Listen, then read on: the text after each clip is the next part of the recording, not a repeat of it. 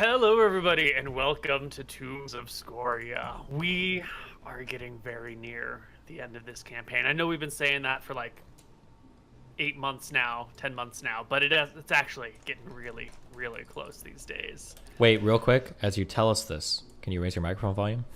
More? Even more? Okay. How's that? Beautiful. Oh, nice. All right.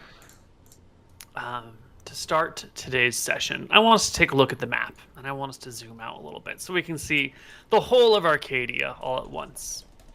You'll see I have added little markers across the map for us. These markers indicate military forces, like armed, organized military units. Starting near Fenden, over here. Just as an example, this has like a Roman numeral 3, or 3 ones next to each other. This will indicate a regiment, which for our purposes is a couple hundred soldiers. A single X is a company. No, I've lost my tracking. Is an army, and a triple X is an army group. I'm sorry. Single X is division. Triple X is an army. So the 3 lines is the medium sized, the X is a large size, the triple X is a super large size. If it has a triangle on it, that's just like generalized infantry and ground units.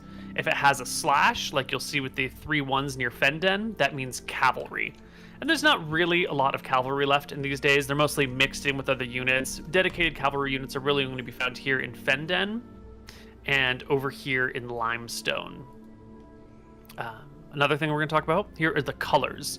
The green colors are Dracissian forces. Those are your guys. They're the good guys. The pink color, like over here near Gold Hill, represents Mystrian forces, like dedicated Mystrian ground troops.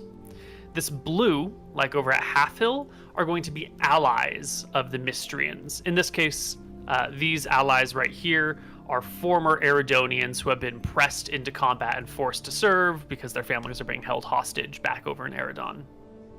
And last but not least, near the top, we're going to see some things in red. Red groups are Scoria's forces personally. We've talked before about her vanguards and her enforcers, and we can see that her group of enforcers are over here in Eridon, sort of squaring up against a bunch of Mystrian infantry with a little bit squaring up against Dracissian infantry with a little bit of Mystrian infantry in reserve. And we'll also see on the north coast some of Scoria's vanguards. Now, we'll remember the vanguards are those cavalry that you ran into long time ago in the plains just south of where your castle is now. They have some other forces within there. We've talked about it long ago. We can go over it again if ever you want some more information. But this is how things are generally shaping up. And if we take a quick look, we'll see that the Dracissians have just way more ground forces. I think you outnumber them like 3-1, 4-1 at this point. It's quite a bit. But the Mystrian soldiers are super fighters, right? Because they're veterans. Is what you said before. We should all be veterans at this point. I wouldn't call them super fighters, but they are. If you have like first level fighters, they might have mix of first and second level fighters, but then they might be like injured or sick or malnourished on top of that. So it's sort of a weird mismatch. They are the Mystrian forces, not the like Eridonian recruits, are probably slightly better than your forces just because they've been grinding in war for much longer. Mm-hmm. But you guys have so many numbers that in a real battle, it's not going to matter if they're slightly better or slightly worse. You just outnumber them by too much. These units in Old Vodan, are they also Eridonian troops pressed into service? Yes, they are. I wonder if there's any trying to drive Mystria out of Eridon to not only destroy these units that are up here, but also basically like free these guys up to fight for us, or at least not fight. That has sort of been going on. We haven't really been talking about army positions. It's not your purview. Other people are dealing with that. You're dealing with the dragons, the actual real threat. So you can see over here in Eridon that you have a regiment of cavalry that has moved here, and you're not particular you're not up to date on the particulars, but this cavalry is threatening Longcast and Kneecap and the Mystrian regiment over here. And your infantry regiments up here are trying to sort of liberate this northern area of Eridon from the Mystrians. These enforcers, are they the monsters, like the trolls? Those are the monsters. They are half ogre, yeah. Yeah. They're the really nasty monsters that take no quarter and sort of rampage around and about. Pretty cool. Nice. Yeah. But that sounds like that's not where our players are going today. It sounds like our players today want to talk about the Green Dragon. So Wow. Come on back down. Where did we end the session? Did we all end up back in Wintron Renter, or were we in the hills? I think we were in the hills. We were in the hills. But it doesn't matter when we're... But yeah, I think we were in the hills, yeah. The four of you. The No four other of us. clerics. In the No hills. clerics. Yeah. No one will work with us, but that's fine. Okay. Well, Can we have slept? Yes. Okay. We sleep, we wake up the next day, we're coming up with plans. okay, so before we learn spells, let's have a conversation about what our goal is here. So, I believe that if we can get into a fight with the Green Dragon, for example, if it were to turn up now and fight us, I think we'd win. Quite easily. True. The issue we've got is if it ambushes us in the woods on the way Right. towards its lair. Now, True. there's a few things that I think we can do in order to minimize the chance of that happening, but let's be honest, none of us really understand exactly what its capabilities are here. We don't really know how stealthy it can be, so there's no being 100% certain that we'll see it coming. But I think things that we could consider are my Prying Eyes spell could scout around us at a distance and look for any signs of the dragon. Now, it could be invisible, but as an intelligent, high-level mage, there's a decent chance, Neal, right? Remind me what it is that I could see through invisibility. I'll have to look that up, but there is a decent chance. I think you get a saving throw or something. Saving throw versus spell, so that would be pretty good. And my eyes have the same knowledge as me, so would that mean that they would also be able to see through the invisibility? Like they would, Would you get- they would spot the same signs, they would understand the same. Would you get the same rolls on every single fucking eye? Well, it depends what the seeing through invisibility is. Is it a magical effect of being high level, or is it just being experienced in how invisibility works and being able to spot the signs? Because if it's the latter, then I think the eyes would be able to see them. You could also, if it is the case that you get a roll, what is your roll? Is it really favorable or not favorable? Yeah, it would be 3 or more, I think, 3 or more On a what? what? on a d20. Yeah, because in that case, what you could do is you could send the eyes off in pairs of 2, so you'd almost be guaranteed to spot it. Because you'd have 2 rolls basically for every pair of eyes, right? Yeah, maybe. I don't know if that's how it would work, but if that's how it would work, yeah, that would basically guarantee it. Okay, other things that I think we can do is Shine clearly has some ability to sense the dragon. Now, we don't know how far that ability extends, We can ask but you. I think, yeah, Can we we can figure ask out it. Shine spell list as well? Yeah. I have that written down. And thirdly, the fey creatures in the forest. Perhaps there's a chance that we could talk to them and maybe have them scout for us. I imagine they'd be able to see or hear the dragon coming. They could act as wards for us, although it might be hard to convince them.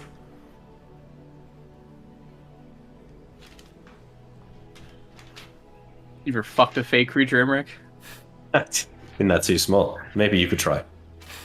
Ouch, jeez.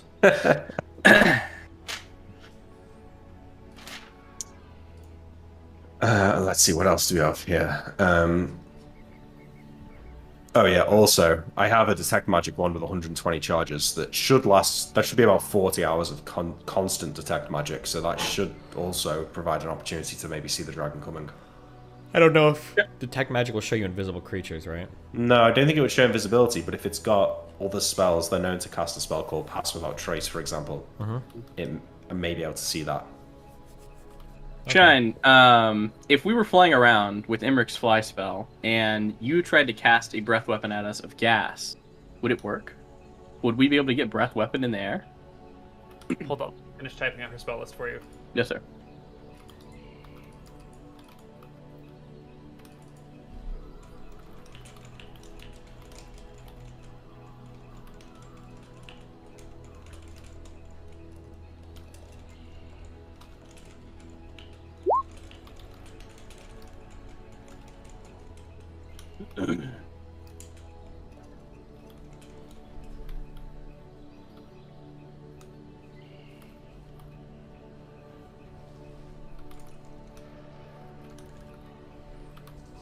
Okay, so those are her spells. She has 2 locate objects at 2nd level.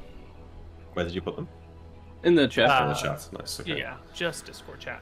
Hold Monster is good. Chat. No, she can cast. All those are good spells. Yeah. Okay, so your question. You asked Shine something about breath weapons and air.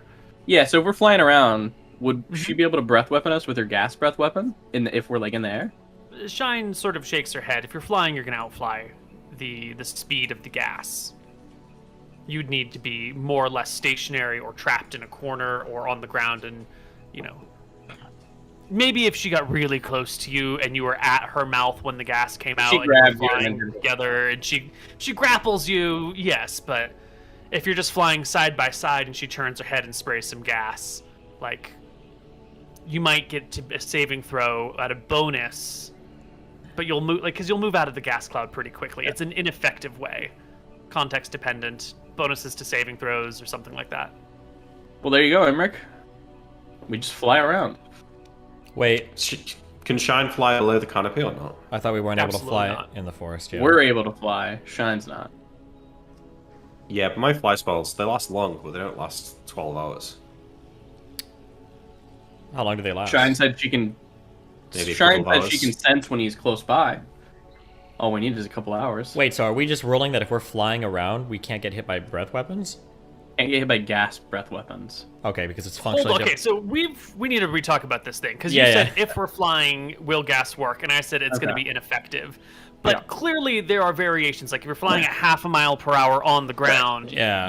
it's going to be just as effective. So Yeah. if you mean soaring about through the woods, you should be able to escape the gas cloud pretty quickly, but you're probably likely to be able to be hit by it with an initial attack, because you're going to be close enough. You're on the ground. The air is going to be pretty still. You'll probably be subject to the first round of it, and then able to get out of it very, very easily. But if everyone's in the air flying and you're doing aerial combat, then the gas breath weapon is going to be really shit. Yeah. So we want to scout where the dragon is. We could fly around, and we probably wouldn't get hit by a breath weapon. But if we're in combat with her, engaged, How fast do we Yeah. fly when we're flying? I have that written down. If it's the fly spell, it's movement speed 18, which is like 50% faster than walking. Another thing we could do is just fly on Shine's back. I mean, maybe even just Tyrell and Shine could go now while Anton and I learn spells and fly over the canopy and just try and get a feeling of where the lair is, where the dragon is. Maybe that would give Shine a better idea of how strong its aura is. My guess is going to be if there's a huge canopy covering everything, we're not going to be able to ascertain anything of value from above. That'd be my guess, right? I mean, maybe, yeah, maybe. Regarding prying eyes, these eyes are not your eyes. They are separate conjured eyes. They do not have any of your innate abilities. If you have infravision, these eyes do not have infravision. Therefore, they cannot spot as a wizard can spot. They will not see invisible things. Well, how does a wizard see invisible things? Isn't it just by knowing what to look for? If you have 10 int and 10 hit dice, you don't actually see through the invisibility, but you can be aware that there is something off about the area here. And this is a function of your sort of like depth of experience and your innate connection to the mystical magical world. So these eyes, it very specifically says the eyes only see as a normal human would. Abilities and spell effects do not alter the vision. Do you say they have the caster's knowledge, though? For example, if you were to say, look for the merchant Alice, and you knew what Alice looked like, the eyes would know what Alice looked like as well. Yes, absolutely. So if I know how to spot for an invisible creature, maybe, condensation, falling, rolling off a shoulder, or dust kicking up, the eyes could also see that. Can look for the things that you want to look for, but they do not have your abilities. They do not have your ability to like notice the extremely deep. You have to be 10th level to be able to see invisible things. Your eyes do not get imparted that 10th level nuance for pulling out there's something not quite right here. Because it's not so much like you're following a mathematical formula and if you see condensation then there's an invisible creature. It's more of there's something off and I can't quite put my finger on it. I think there's an invisible thing over here, but I don't... Is it there or is it there? It's not a see-through invisibility. It's not a... I detect the signs of invisibility. It's more of an intuitive, innate... I'm aware that something's wrong here. Yeah, okay, I mean, fine, makes sense. Well, in that case, then, if she's invisible, I don't know, it's tough to... Outside of Shine, there is no way to know, I don't think. We would see it ourselves, but it could possibly be too late then. But the thing's large. What is the breath weapon? I don't know how quietly. Wait, it's why do we... 24d6 plus 10, I think. 24d6 for the chlorine gas weapon, right?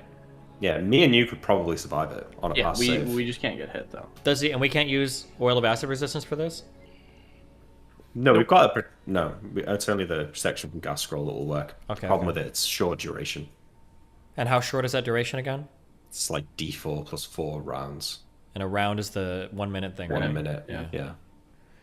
I guess can we ask Shine then how confident... If a dragon was invisible walking up to you, would you know pretty quickly, or... Yes. I would see through the invisibility fairly quickly. I would feel the presence of a large, powerful dragon nearby. I have confidence. Within 20 yards or within like 500 yards? Certainly within 20. What I'm asking is before the breath weapon attack. Yes. Oh. Okay, I think we go in. I think we look and see where the pixies are, or fairies, or whatever. We ask them, because it seems like they want to stay away from the dragon. The dragon probably wants to fight us in its lair, unless it feels like it can sneak attack us, and hopefully Shine can detect it. So I think we can get from here, point A, to the lair with unencumbered, without problems, unmolested. I think it should be fine. Well, remember the last green dragon we fought had an army of giants and basilisks, so unmolested is a strong word, but perhaps unmolested by the dragon itself. If a dragon were to be... Let's see, I don't know if I'm fighting Koibu on this or not. If the dragon was fighting villages constantly... Do you remember the dragon in Gnome? Yep. That dragon had an army of creatures under its command, and he brought those creatures every time to attack the cities. This dragon hasn't brought monsters with it to attack anything, has it? So it might be that this monster, either because the overgrowth doesn't play well with mysterious creatures, or he can't find any on this small island or whatever, or peninsula, maybe this dragon doesn't have those kinds of creatures in its employ. We could also ask the fairies and the fae people, or what are they called in the overgrowth again? It's not pixies, it's not fairies. What is it? Or there are pixies, there are fairies, there are sprites. Okay, whatever these the small creatures are, as Anton would say, the too small to be fucked creatures. We can ask them, I guess, if they see like minions or monsters accompanying the dragon anywhere. Because if they are roaming in here, they should know. They have to like eat or something, right? They're not like magically sustained. So they should know. And by the time we get close to the lair, we should see trails as well, I would imagine. Maybe within the forest. I think we're safe to go from here to the lair. I think we can do it. Nice. Okay. I agree. Okay, well, I'm going to learn my spells then in the morning. I asked Shine if she's okay to stone skin herself. Her stone skin's probably better than ours anyway, so. Because she's like what she counts there, like a level 20 caster or something. She'll stone skin herself. Yeah. So, Anton, I can stone skin all of us without using nap, but I get more spells for myself if I don't, but I can still work around it. If we want to save the nap, maybe for in the future, if like, you know, maybe it takes longer to get there than we think, and that way we can refresh our stone skins with nap. That is up to you. How long does the stone skin last again? Stone skin last again? It's quite 24 hours. Okay, yeah. I think I'm gonna just have less spells. Is there like a meaningful spell you're gonna take, or is it like the upgraded version of knock? Like what spells are we missing? No, here? Okay, I'm losing improved strength on you, maybe improved invisibility, fire shield. None of them are super important, but those are all fine. Improved strength is kind of a coin flip, anyways. Yeah, I'm not going to take Cloud. Yeah, I'm I going to think take lower if resistance. we get to the part where we're fighting the dragon, I think we win, right? Yeah, I agree. Yeah. If we haste Shine and we're all stone skinned, and we've got the protection scroll, then I think we've got an amazing shot. Okay. Obviously, I think we could still go wrong, but... Yeah, I might even cast Righteous Wrath of the Faithful on myself. Just to go all in. Okay, in the morning then, I'll cast Stone Skin on the 3 of us, and... Okay, I'm going to cast Locate Landmark, but not yet. Okay. Everyone still has Unfailing Endurance. It literally lasts weeks. And then I will cast spells as I feel we get closer. Let's see. I feel like I have... These are things you casted last time. I'm guessing these have all worn off. Cloak of Bravery is off now? Yeah. Okay, Stone Skin I have. Unfailing Endurance I have. Prayer and Recitation are things that help, but you haven't cast those yet. Okay. Cloak of Bravery is probably important because now we're dealing again with Dragon Fear, I believe, right? Yeah. Yep. Yeah. Okay. As Shine can cast Enchant Item, Neal, yeah. So that means she can make wands. This is not the moment to have that conversation. No, it's not. Okay, fair enough. Sorry. Yeah. Wow. If I cast Conjure Animal and I want 1,000,000 ravens, I could send them out to look for the dragon and then tell them to come back, and then they would be able to. I would be able to speak with them with animals. Correct or incorrect? Conjure animals. I like to the chat note. Thank you.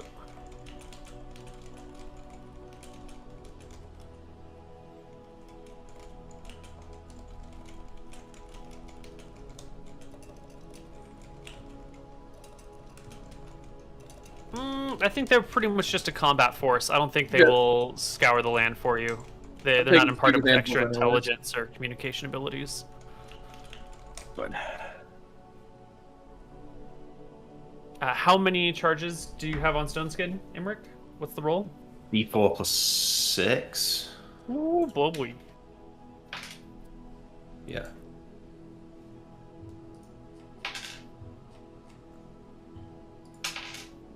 Just as a reminder, Neal, I also have contingency on me to recast Stone Skin if it breaks. Just as a reminder. So you're learning contingency and fourth No, Stone Skin? I already cast that before we left. So I'm just saying it's still on. It lasts for a week, so... Okay.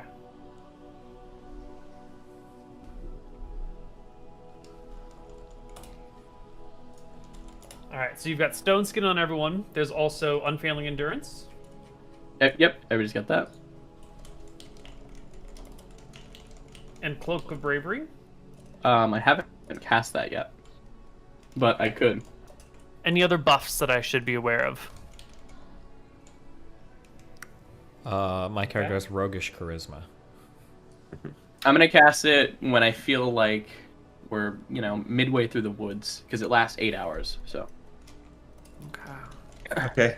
Once we get into the woods, I cast Prying Eyes, and I say it, encircle me at a range of 500 yards, and look for immediate signs of the dragon. And return back if you see anything. Okay. And so our party heads into the overgrowth one more time. We'd camped just to the north side of it a wee bit, and we go into the forest today. You come across those huge footprints that you were tracking, the ones that are, twice as wide as Shine's right away. Puddles inside of them reflect the morning or afternoon by this point, probably light. And you proceed into the overgrowth, heading ever deeper. Very quickly, you come across some of the natural, semi-natural denizens of the area. There are more of these large mushroom sacks all over the place. I'd like everyone to make a perception check for me, please. I will roll one for Shine. Really? Do I get... No, never mind. Ooh, Shine might save you guys here. Yeah, lucky for you, you have a fourth member of your party, Big Dragon, who spots these sort of these weird mushrooms that grow on the branches that hang in the sky. These are the ones that dumped those spores that begin to slow you down, that begin to fatigue you, mind and body, and poison you on the inside. you can avoid the first patch of these that you come across with Shine's guidance. As you head a little bit deeper into the woods, you can see small, diminutive, fairy-like creatures flitting about. Maybe a dozen of them together in a little bundle, sort of dancing back and forth near what appears to be like a section of a branch that's hanging down that might have been trimmed, so it's just like this ball of leaves on a branch that it's not really near anything else. And all these pixies or sprites or fairies, whatever these fey creatures you don't really care about, are all swarming around that little branch. When we see all the fairies, I'll say to Shine, why don't you speak to them and see if you can get them to help us locate its lair? Maybe they'll know which direction we should be walking. Can I whisper to both of you? We talked about the dragon in here having creatures. Is there a chance that these are the minions of the dragon? Or the fairies and the creatures of the forest? That they're like scouts from? It might be worth like rolling a charisma check or something to figure out if they're lying. Like make sure that they're being truthful, I guess. We did have a little interaction with them last time. Yeah, I they remember. did seem to give us true information, right? They did seem, yeah, but they could also be fucking with us. But yeah, I'd assume they're true. I'm probably just being paranoid. Yeah, that's fine. We're back like 1 minute, getting poke nose. Okay, we'll push Anton, make him go front. Yeah. If anything happened, no, I'm just kidding. Yeah, so I think I'll let Shine do the negotiating with the fairies. Given that she probably speaks Elven, I think. Mm-hmm.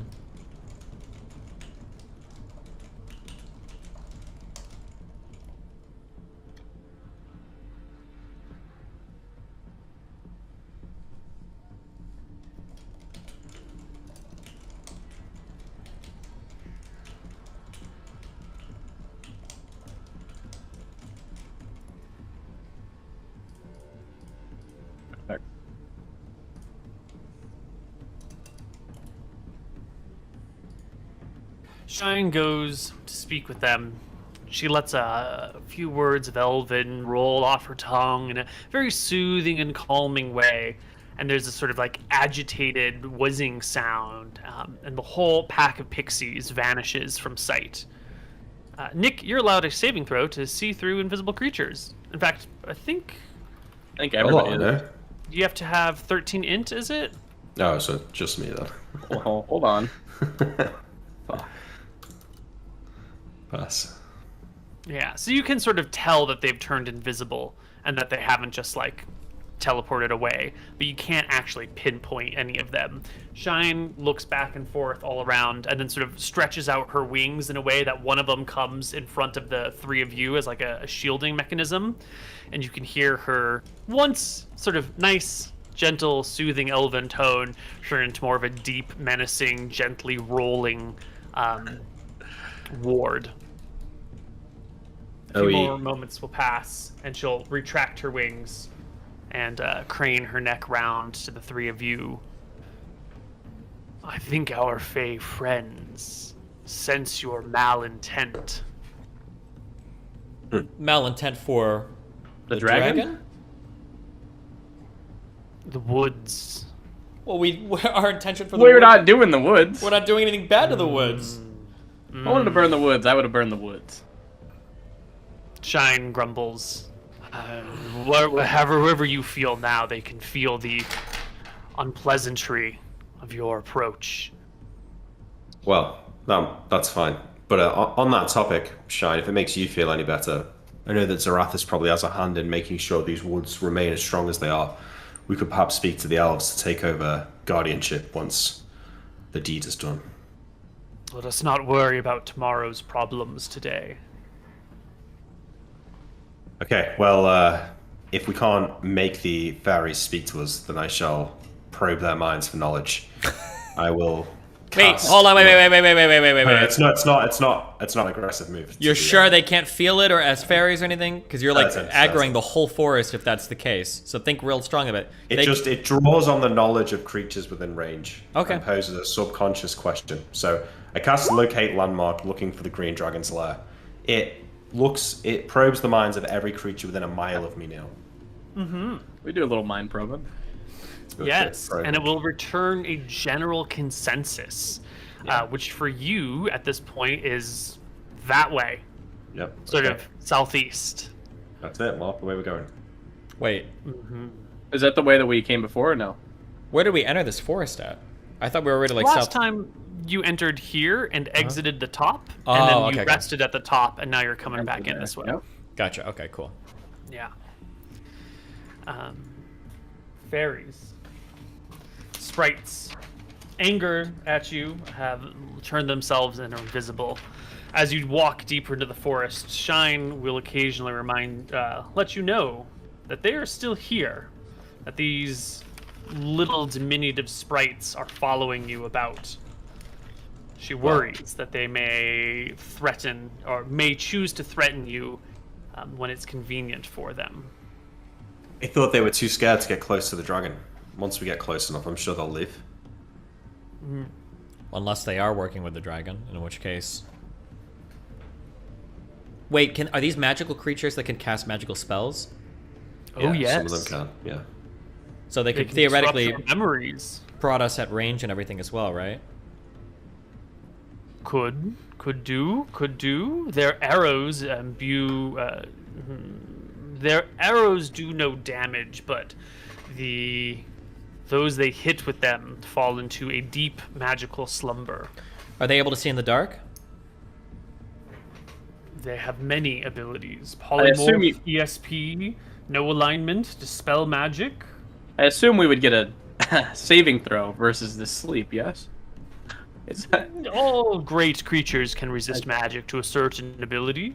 I'm sure your innate resistances will come into play. But how... Grab the bows. But a dozen pixie arrows at you all at the same time? A dozen arrows aren't going to hit me as long as it requires to hit my armor class. Well, that means only one... I'd estimate maybe a 5% chance of an arrow landing on you, so... Correct, yes. What, if they can't see in the dark, we can just walk with the darkness stone out. They have to at least keep a 60-foot range or however long the darkness stone is. But do we still all have ultravision on or no? No. No. I don't think we can I can let see a through the bunch dark of for some fairies... reason. I don't remember why. You don't think what? We can let a bunch of fairies cower us from our Yeah, task I'm gonna say here. I'll let you guys, because I Yeah. don't want to pussy out a second time, but I'll do whatever you want, but we can't... This is stupid. If we just walk in with like a ton of these guys ready to just start barraging us with spells from behind, like we'll get fucked. So we need a way to dissuade them from following us. Yeah, well, we can threaten them. I mean, Shine, we could let them know that they can follow if they Your like. threats against these woods are what have driven them to this. You think threatening them further will cow them somehow? They should understand, though, that if they interfere here, there's no good ending for them. Why would they get Not involved? everything sees the world as you do. You cannot use violence and intimidation to get what you want at every turn. It's not... I understand. It's not just Are intimidation, these... though. It's I don't pure know if we logic. solved this last time. Is the overgrowth here existing at the behest of the dragon? Or does it exist? Okay. No. I don't very, understand very how low. our aggression towards the dragon is triggering the pixies. We were thinking about killing the whole woods. Yeah, but we decided not to. Correct. But they're mad that we had the thought. I guess. What the fuck? Are they mad that you asked Nick about fucking them? Like, what do you mean? Can they Yeah, read every I thought we know. ever had and be mad? We decided not to do it, right? Shine looks at you. Yeah. They have the abilities of ESP. They can sense your intent and your will. If they came across you while you were thinking about burning down this ancient wood and truly considering it, well, that would make you quite their enemy. Even if the thought has passed that you would be willing to do something like that to your advantage, it's clearly not sitting well with them. I'll tell you what, if they don't fuck off, we just may. Brother. Shine, perhaps you can use your magics to convince them that we are no threat to the woods. Maybe inform them of what I was talking about, of bringing in the elves to help maintain this place once Arathis is gone. I cannot charm the entire woods. Your actions have consequences. Even the things that you think about doing may have effects on... She breathes a heavy sigh. This is the problem with humans. You have no conception for what your actions do to the others around you. You're always living here now, never thinking about the future, never thinking about the others. China's pissing me off. I think about nice thoughts about fairies. Yeah. True. I start thinking how I love the fairies. God, fairies are so cool. I'd never heard them. Yeah, man. I really like fairies. I actually was going to burn the woods down, but now that I've met the fairies, I just think that actually I'd do anything to protect these woods. They're just so great. Can I ask All Shine, right, perhaps a token of goodwill to the fairies? And I pull out from my pocket a luck stone. Good idea, man. That's a good idea. I've still got one spare. You have one hand it to spare? you. I've got 2 left. I give you my spare luck stones. I was gonna say I have 2 because I have the one that our father dropped. 2 too. Oh, okay, cool. Yeah, you can give yours away then. I asked Shine if she thinks it would be a help at all. If the luck stones are pretty rare, they're pretty cool. I don't know their intent. All I know is their ire. Here, pass me the. You think that will help, Tyrael?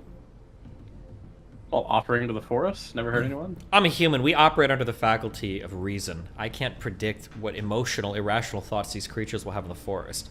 They're committed to thinking that we're going to burn down a forest we have no intention of burning down. How to communicate them with as good a guess as any, I have no idea. You tell me. Do fairy gifts, or do fairies in the forest normally accept gifts as tokens of goodwill? Anton goes and kisses a tree. Fey creatures tend not to look at the moment, but look at the intent, look at the big picture behind it. Tyrael, pass me that lookstone. Anton, can you give me some mithril coins?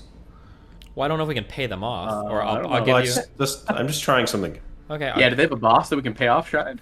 I want to find, like, is there a tree stump, Neal, or like a little stone that could kind of like that acts as kind of a table or a shelf or a flat surface? I don't have any if you I have platinum. walk around a little bit, you can find something that will function as like a table, like a little rise and land that you can clear off and flatten out a little. Who would be like the god of like this forest? Probably Nadinus. I will make a Don't do that. Nadinus shape of a leaf out of the platinum coins, and I'll put the luckstone in the middle. And I'll take like a few steps back and sort of like motion towards them as if to say, for you. And I'll just turn back around to the others and kind of give a shrug and say, maybe this will work. Shrugging Anton's the not shine. happy, but he's not going to blow it up. I think we just keep walking, right? I think so, but Keep an eye on the... I'll keep looking over my shoulder at the coins to see if anyone's moving them. Genuinely, I'm not worried about these little fairies. Just fireball and kill them all in one round. It's no bigs. I don't think Having that. the whole Neal. forest mad at us would be... I think that as a person, but Imric doesn't think that. 'Cause he Anton knows. thinks that he's not worried about the fairies, but yeah. Imric catches himself thinking that and then quickly tries to get rid of the thought in his head. Yeah. I don't even have fireball. okay. I mean, I guess we can keep walking, but yep. Okay. You are still being followed by a pack of fey creatures, yeah? Did anyone take the coins or the stone? You'll lose sight of them very quickly within like 5 minutes. So, in that 5 minutes, they do not seem to have been grabbed. And you took my luckstone too, right? Yeah. He did his. Oh, yours? Okay. Fuck you. Yeah, well, doesn't matter. You can have my second one if you want. Oh, that's fine. Even luckier. Let's keep going. How many hours have we been traveling through this forest right now?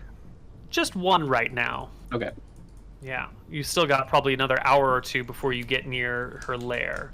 Okay, I cast Cloak of Bravery. It lasts 8 hours. And that's on all the player characters? Yep, so everybody will have a +2. I don't cast it on Shine, but yeah. +2 to fear saves. Yeah. Yes. Excellent. Shine doesn't need it.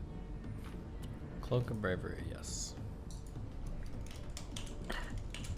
As you walk, you notice your words are loud and they travel far. Even when you just turn to Anton and say something like, watch out for the blackberry bush, you can hear those words just sort of like echo further out. And you don't intend to be shouting them. You're not shouting them, but they are magnified in volume.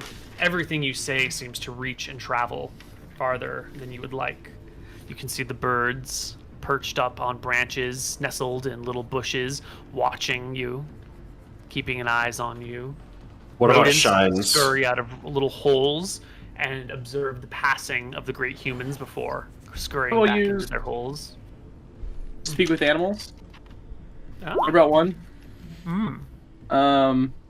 I'll talk to one of the birds. Last 2 rounds, and ask him. Is this the way to the Green Dragon? Have you ever seen it? Is it this? I'll point.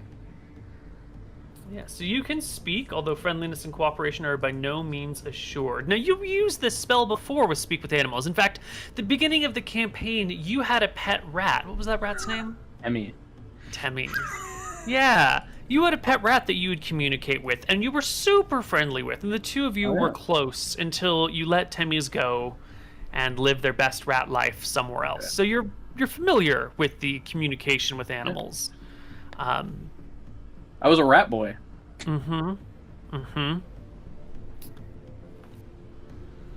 But you're not getting any reactions from these creatures. You know what it's like to talk with a wild creature or even a semi-tamed creature, and these things are sort of, you ask them a question and they stare at you intently, like almost like they lack a mind of their own or lack a will of their own, or that they already come with a set of distrust for you. There's something off about these animals and their unwillingness to speak with you. It's unsettling. Understood. I'll convey that to the Shine, to the rest of the party. I mean, everything in this forest is magical and weird, so we just keep walking, right? Looks like they're working for the dragon. I have to say, not the laggards I expected. Another half hour into the woods, and I would like another set of perception checks by the party. I was saving my big roll for this one, Koibu, so. Good. Oh yeah, there we go. There we go. MrMouton and Nick P. You can hear some distant sounds. There's like a gentle melody on some sort of woodwind instrument and some sort of drum being played to the northeast. I look to the party orcs. A dryad, maybe? There's more fake creatures than fairies. I love the forest. I'm no threat to it. We have no reason to fight anyone in this forest except for the dragon. Let's not be on our guard. The fairies are still following us, Shine? Of course. Perhaps if we do see, if this is a dryad, maybe it could convince the fairies of our good nature. It's out of our way, though. Maybe we should just carry on. True, we're all good people. I give nods to them. Yeah, rather than complicating things, I think we should just carry on, yeah. Yep, let's go. Okay. You ignore the drums, then? We don't ignore them. We take it into account. We acknowledge them. I think positive thoughts about the drums. Yeah. You don't go towards the drums. You continue on your path. And these are some sick beats, I think. Yeah, we continue towards our path. We acknowledge the drums and they exist, and we keep going. It's very polite of you. It's more than polite. It's admiration, Neal. Oh, Anton will scream out. That's nice music. Your yells really, really reach. And despite the big, airy forest with like huge open areas between it, it seems to echo and bounce off of the hills and the tree trunks and the walls of everything. Where's our appropriate track? Here we go. Whoops. That's the one. Who's got the other scroll, by the way? Mouton or me? Or Steven? I don't have any of them. Sorry. I don't think I have it. I think both of you have them. No? I've got one. One of you took the other one. I can't remember who took it. I think it was making sure Steve. we know. Wait, what scroll am I supposed to have? Protection from gas. You have that? If you say so, sure. Hold on, let me add this. We don't want to use these at the same time. We want to use one at a time and huddle together. Because the duration's so short, at least this way we've got time. How did we decide? Yeah, How do we decide I read these? Do I get like an 8? Did we ever make a decision? Like, No, well, this is a protection scroll. Anyone can read these. Okay. Yes. We no get chance to for that failure. asking random shit. You find a small creek, and Shine warns you not to drink the water here. and the creek leads to a large, gentle pool, maybe 100 feet long, 50, maybe 60 feet wide, sort of oblong in shape. And out on the far side, maybe 50 feet from the back, or 30 feet from the back side, 30 feet from either side, is a rock that sticks out of the water. And there's something on that rock that is like catching the reflection of the light and shining in your direction. Something sort of sparkly, not sparkly, but like a polished piece of metal, or maybe like a piece of glass or a gemstone that's cut at the right angle that just happens to be catching and reflecting light in your direction. I summon my unseen servant to go pick it up. What is the range of unseen servant? 30 feet from Anton. I was looking at it Can yesterday. I get close enough? If the radius is 30 feet, you will have to get right to the edge of the water. You will have to, like, get to where the water laps your toes. I'll ask Shine to hold my back. Hold me back, bro. Like, just literally hold me, so if anything comes and tries to grab me, Can we see to the bottom of the water around the rock, like at the middle of this thing, or...? No, the water is not particularly clear here. It's sort of like algae covered and, mossy. Lots of little duckweed all over the surface. Could I, before he goes, I would like to take my magic rope out of my bag and I'll say bind around a light stone. And then can I toss the light stone forward into the water while holding the other end of the rope and just see if I can see the bottom, or when it goes in, do I see anything in the water? The algae and the duckweed are going to block line of sight. Okay. So you toss the stone in and you can pull it right back out. Okay, everything comes out wet and dripping, but it's fine. Sure. All right, I'll put it all away. Yeah. You get close, MrMouton. Shine puts a claw on your armor. Your unseen servant reaches out and whirls around the shining thing, but doesn't seem to be able to pick it up, whatever it is. Okay, I shrug. Let's just go then. Really? Seems like a trap, Emmerich. Anton will step away from the water. If my unseen servant can't pick it up, then... Yeah, I nod. What are we possibly here for? Yeah, besides finding I just wanted to grab it if it was easy, but if not, I'll sleep. Okay. Wait. As you take a step back, MrMouton... Yep. Oh, okay. Never mind. No, as you take a step back, you find that somewhere where that water laps against your leg, it has formed like a thickness that wraps itself around you. And I need you to make me an opposed strength check. Now, you've got Shine watching your back, so why don't you make me I was going to say add 19 to it, because you're using your strength and Shine's strength and the whole kit and caboodle. But a 2, even with 19 strength, is only that's actually a 21. That's a pass. Okay. So as long as this thing does not pass, we are Gucci. Yeah. All right.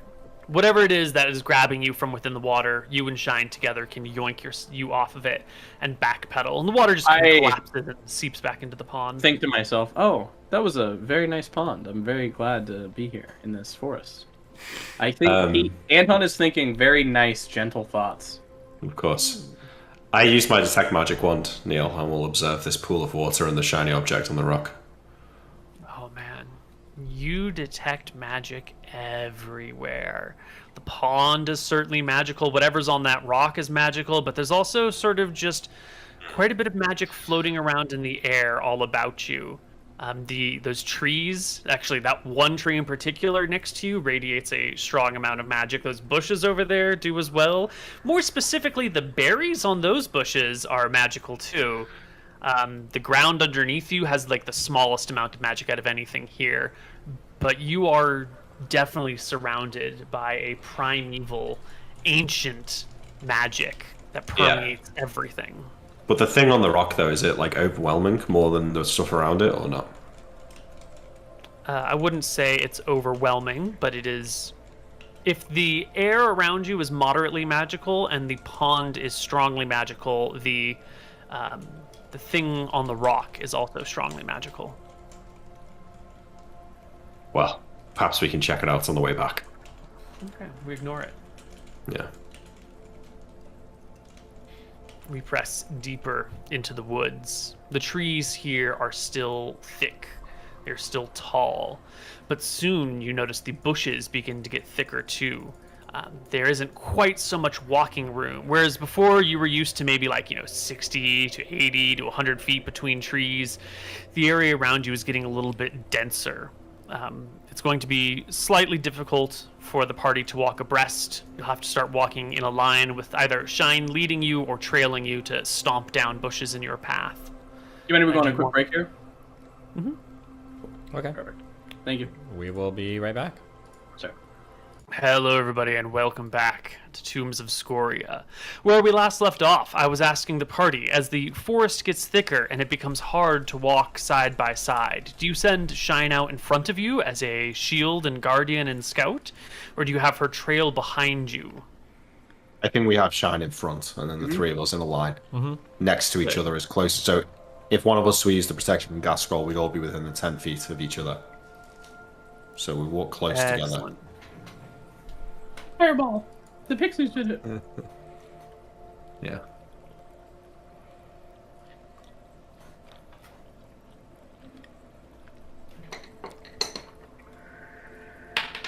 This means I get to have Shine make all of your scouting and perception rolls for you. You know, she's got the most health, I think. I think she does, yes. Yeah. You are walking through the woods. Magical all the way around you. Pixies are somewhere. There's a dragon out here. There's definitely some weird things in the water that wanted to bring Anton a little bit closer. And strange bits of reflecting things, weird mushroom spores. The whole place crawls with life. And that is when our three brothers and their dragon companion run into one of the other denizens of these woods. Creatures that you've seen before in smaller forms, but here the shambling mounds are out of control. They are much larger than you would ever have encountered them in the past. Actually, I don't even know if y'all have encountered shambling mounds before. I don't think we have, actually, but they're a well-known monster, aren't they? They are essentially animated plant life. They sort of have their own spirit and their own soul, but they look like a mound of growth, a shambling mound. And they are excellent at blending into the surroundings, giving them an additional 30% chance to be undetected, which is exactly what happened when Shine botched her surprise roll. And stepping out from their places, reaching out to the party on a surprise round. Committing suicide. Are our shambling mounds. Yeah, they're not known to be the smartest of creatures. Yeah, they're about to get fucked. They're quite limited in their abilities. But we're going to start off over here. The first one of these shambling mounds.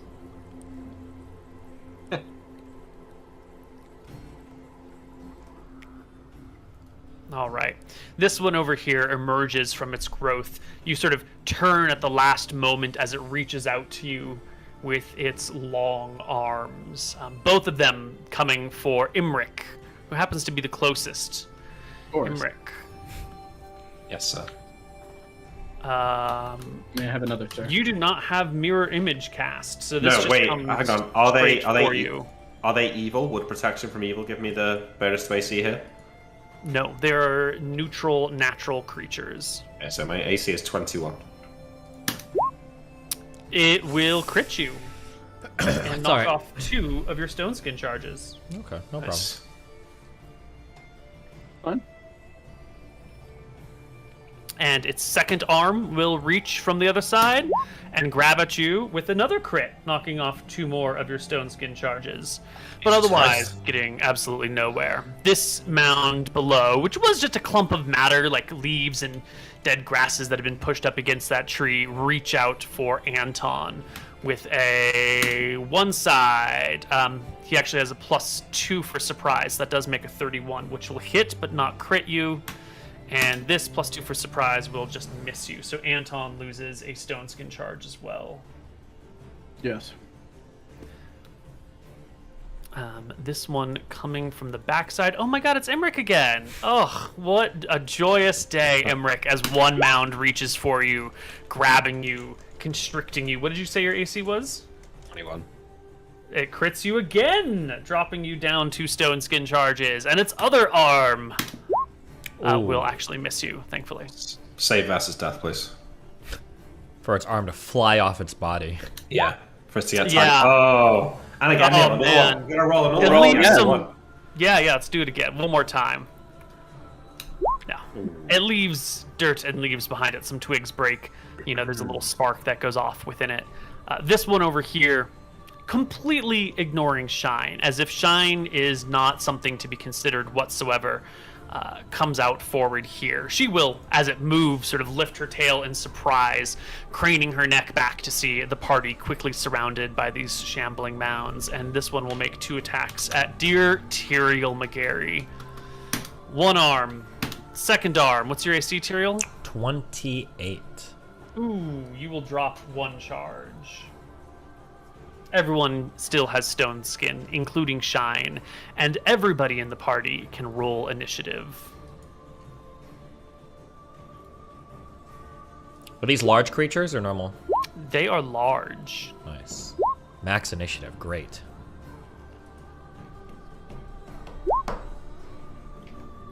And Shine rolls 1d10 plus Breath weapon him right on us. 12. 21. Oof. Bad luck, Shine. Bad luck. Okay, first to act, Emmerich McGarry.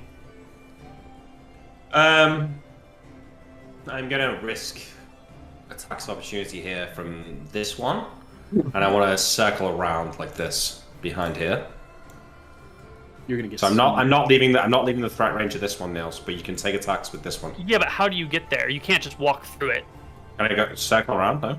You don't see what I get. Sure, but it matters which way your path of movement is. Yeah. Well, I go that the way you just made the arrow. Sure, like that. Yeah. Perfect. You will provoke attacks of opportunity from this one, and to your chagrin, this one as well. Yeah. So here's the first one, which is just a hit, and the second one, which is a miss, and you still have stone skin charges. Yeah. I pull out my wand of lightning and will fire a lightning bolt through all 3 of them. Excellent. Roll me damage. So the lightning from the lightning wand is just 66, but treats 1s as 2s. Mm-hmm. So, okay, so 25 damage. Saving throw is applicable. It uses 2 charges, which I'll mark off. Are they vulnerable to lightning, by the way? I think they are, yes. Excellent. Out by It is actually quite the opposite. They are recharged by lightning, and all 3 of them grow What? and gain hit dice and Thaco. Thank you, Nick. Jesus Christ. I knew there was something to do with lightning. Okay. Nice. Good one. Shouldn't we just move out of you- Shine's way for her to, you know? No, we can't set the Just- forest on fire. The Shine was willing to burn the forest down. She is your servant. Right. She may not always agree with you, but if you tell her to set fire to the woods, she will set fire to the woods. She is not. That's what I going like to lie. hear. Mm-hmm. She might not be happy about it, but she will obey your commands. Go kill the queen for us at the end. It's huge.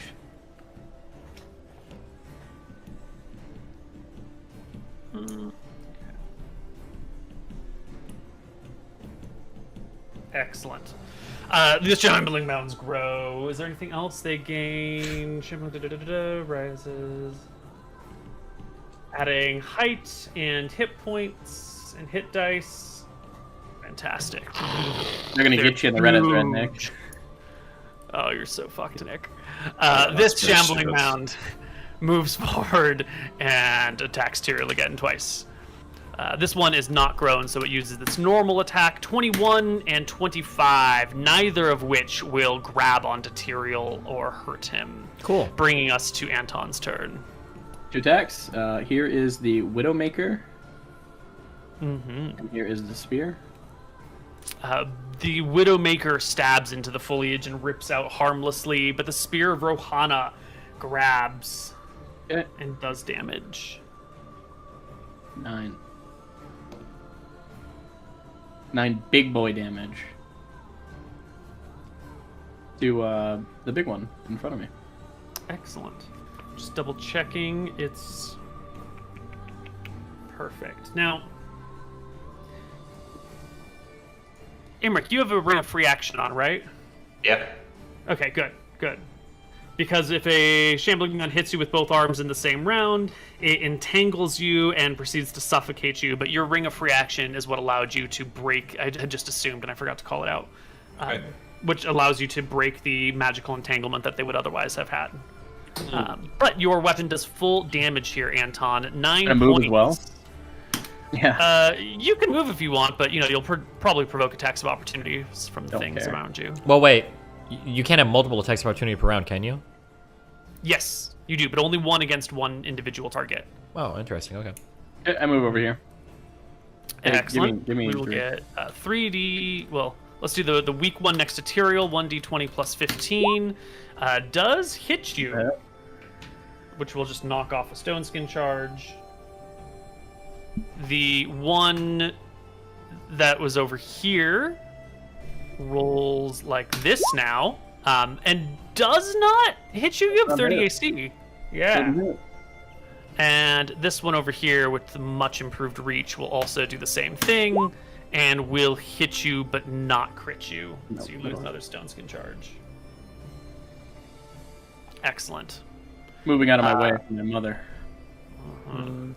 This one turns to face Imric McGarry and it will reach you with both of its arms.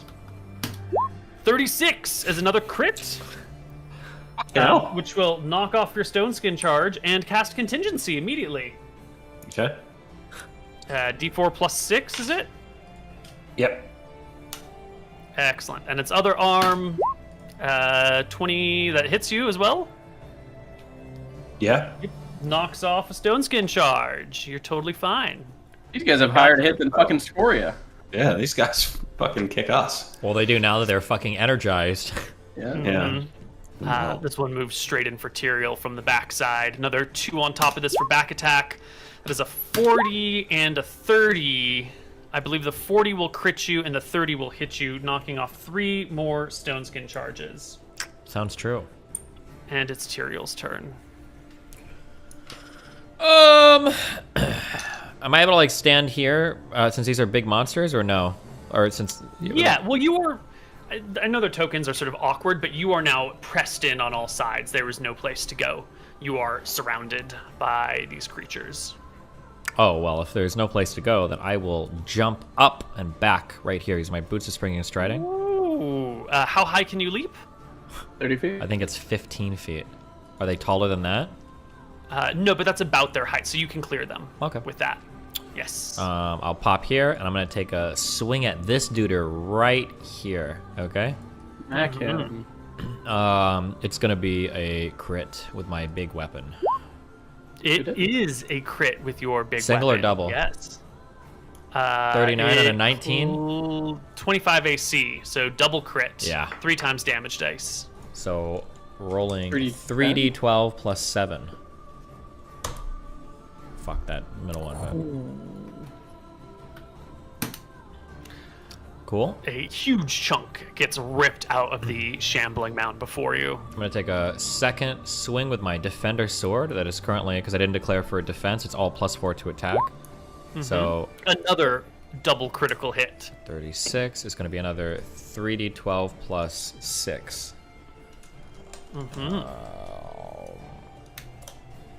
26 damage. You rip into the shambling mound. It begins to wither before your repeated Sorry, blow. why is it +6? My Shouldn't Moonblade it is be +5? +7, and that's a +5 sword. And my Defender Sword is +6 is one less. I think I'm getting a +1 from a Gloves of your War. other one was +6 too. So. Oh, yeah. Okay. And then... Gloves of War, and what's the other source for your other +1?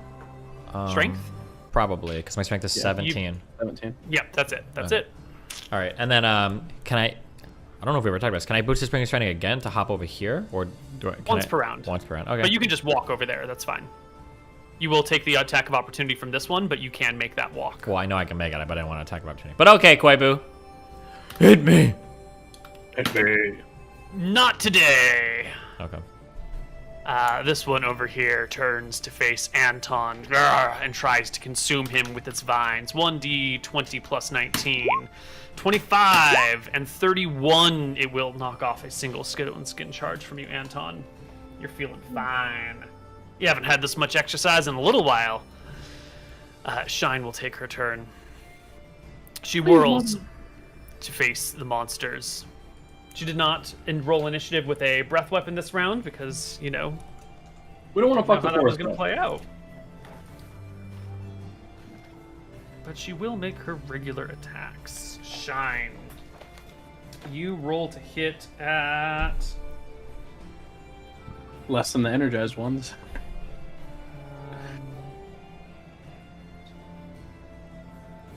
D20 plus 20.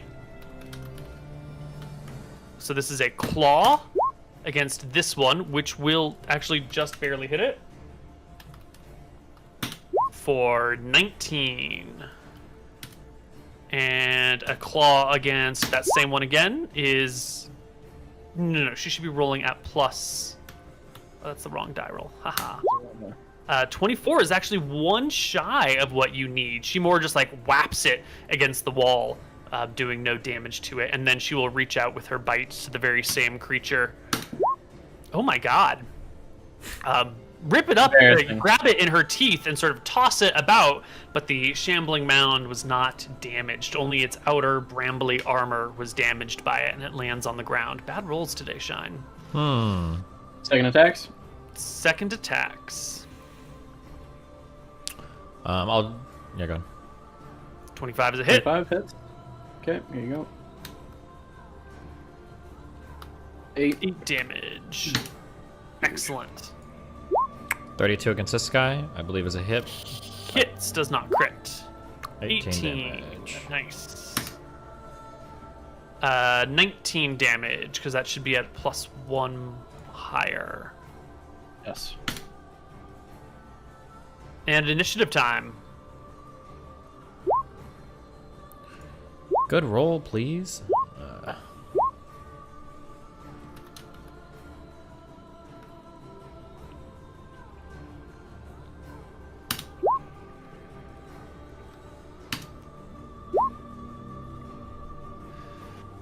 Imeric McGarry, magicking missiling. At the one that's been wounded that's fighting me. It tries 17. to wrap itself around you. Your magic missiles pierce its hide, ripping to the creature at the very core of the mass. It lets out sort of the sound of a groaning tree under the weight of wind, but does not die. This one will slide forward, making its 2 attacks. 1d20 plus 15 against you. Whoosh, one arm wraps around you almost, but you pull yourself free at the last minute. The second arm comes forward, trying to grab you by the head and neck, but the magic of your armor, of your robes, protects you from it. Anton takes a turn. Do Gloves of War also add the damage or just a hit? Plus 1 to damage and hit. Okay. That's what it was. For melee only. Or throw. Let me swap that. Okay, here you go. Here's 2 attacks. 1, 2. 28 hits, 21 does not. Yeah. It's gonna be for 9. Excellent. Slowly but surely.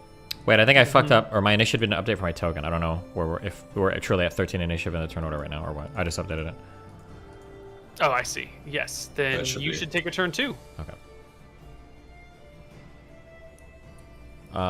Okay, right here on this guy, the weakened one. 36, 14 damage.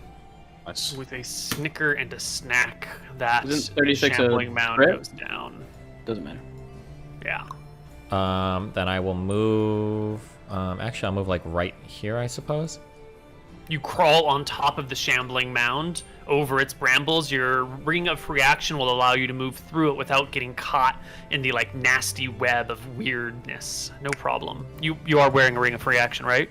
Free action in my +2 protection ring, always, Koibs. Good. I want to move to the other side of this guy right here. Yes. The brambly mass. You get to the backside. 33. Actually, wait, 35, I think. 35. Roll me another damage die then. Oh. Extra d12. Okay. 14 damage. 14 damage as you begin to shred the shambling mound. Now they take their turns. This one against Anton. 1d20 plus 19. Not good enough. Not good enough. That 30 AC, Anton, keeping you safe and sound. Right. That's a dead shambling mound. This one here, it'll go for Mr. Tyrael McGarry, who is the closest. It sloths towards you, cool. Its arms reaching, trying to grab purchase, trying to drag you into its mass. With a 34 to hit. That will indeed hit me, Koibu. But it does not clear by 10, so it just knocks off a single stone skin charge. Cool. Did we use Nap on Emmerich yet? Nick? Nope, not yet. Yep. And it hit. I'm sorry. We only made one attack against you so far, Tyrael? Yeah, I believe so. Just one. Yeah, I think so. Second attack comes in, and that is a crit. It'll knock off the last 2 of your stone skin charges, bringing you to no stone skin charges. Good. I don't want to be gray. You are not. So we're going to just mark you guys as having stone skins. We're at a hard cap of 30 for AC, correct? Yes. No, yep. No matter what, right? Okay. Yes. Shine will take her turn. She sees poor Emmerich is getting slaughtered by these creatures. Actually, poor Tyrael has had his stone skin removed, so she will go after that one. 1d20 plus 20. A claw comes out. Ooh, nice. Yeah, double critting. 2d3. 3d10 plus 9 damage. Ooh. Nice. Ooh, wow. That's a good blow, Shine. And her second claw is just a hit. And her bite is also a hit. So that'll be 1d10 plus 9 plus 6d6 plus 9. Jesus. For a total of 49 damage. Almost, but not quite killing. Noise! Noise! Second attacks. Second attacks. Go ahead, Steve. Yes, Queen! I'm gonna second attack. Probably this guy, because I got a bonus hit. Okay. Ooh, 25. Whoosh. 25 does hit. 11 damage. Cool. Miss. And initiative. The beginning of this turn, I'm declaring that I am using 2 points of my Defender Sword's 4-point allocation to add to my AC. So I should have 30 AC, and it only gets a +2 to attack. Okay. Oh, all right. Can you split it like that? That's cool. I believe Absolutely. so. Yes. Nice. Yes. Yeah, that's what makes the Defender Sword so good. Oh, we got a good initiative roll for once in our fucking life. I'll update it. All right. Emmerich and Tyrael simultaneously. You go first, Tyrael. I will go first, and I'll begin by slaying this creature right here. Boom. Big hits. 27 is a hit. 8 damage. Okay. 8 points of damage, but you have the offhand. That is true. This gets a...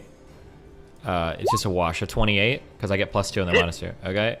17! That'll do it. That shambling mound as well crumples under the force of your blade. In shambles. Emmerich. I imagine missile this one here. Can you do 16 points of damage? Yeah, I think so. Yeah, you can. Good job. It is shredded. The shambling mound falls. Anton, take a turn. Big misses. Whoosh, whoosh, and your mound will grab at you. 1d20 plus 19. 21 is no good. 38 8 is a crit and will knock off 2 of Not your a stone crit. skin charges. That's a hit. Clear, your AC is 30. Clears by 5. clears It's by natural 10. 18. Oh, it's a 1 crit. Sorry. Yeah. My charges. Okay. Leaving us with Big Mama Shine, who will do 1d20 plus 20 claw, bite. The claw is 1d10 plus 9. The second claw is 3d10 plus 9. And the bite was just a miss. But 14 and 32. 14 and 32. Second attack. Does not kill it. Yep, second attack. Anton, you're right here. Miss with the spear. Tyrio. 26. Clip 17. Hit. Almost dead. Cool. All right, if you can beat it in initiative, it'll be no problem. 7. Yeah. Finish it off there, Anton. There you go. Hit. 8 and 12 is enough to bring the shambling mound down, and it dies. Spears aren't good for this. I give Shine a thumbs up. Good job not breath weaponing. Quite genius of you. Didn't want to hit any of you. It's a difficult thing to control at this close range. We didn't want to burn the trees down. Those things were deadly. Well, after you juiced them up with some steroids, Emmerich. Even before that, the size of them. I kick one. Look at this thing, it's huge. Should we burn them? Do they regenerate? I don't think so. Anton will use his spear to light one on fire. How do you... Oh, yeah. It's kind of wet. It'll sputter. You'll notice that it actually doesn't catch at all. It's just kind of like sputters and starts a few times and then sort of fizzles out on its own. It's kind of damp and moist in here. I'll take like a dagger out and start cutting away at the leaves of one of them and try and get to the core of it, just out of interest. Well, hold on. We would know. Or wait, out of interest, like, you looking for rare things, or? I'm just interested to see what the center of it is like. Oh, okay. We would also know whether or not these things typically come back to life or not, right? If they're pretty common creatures. Shine will tell you that. Common. Oh, yeah, she knows.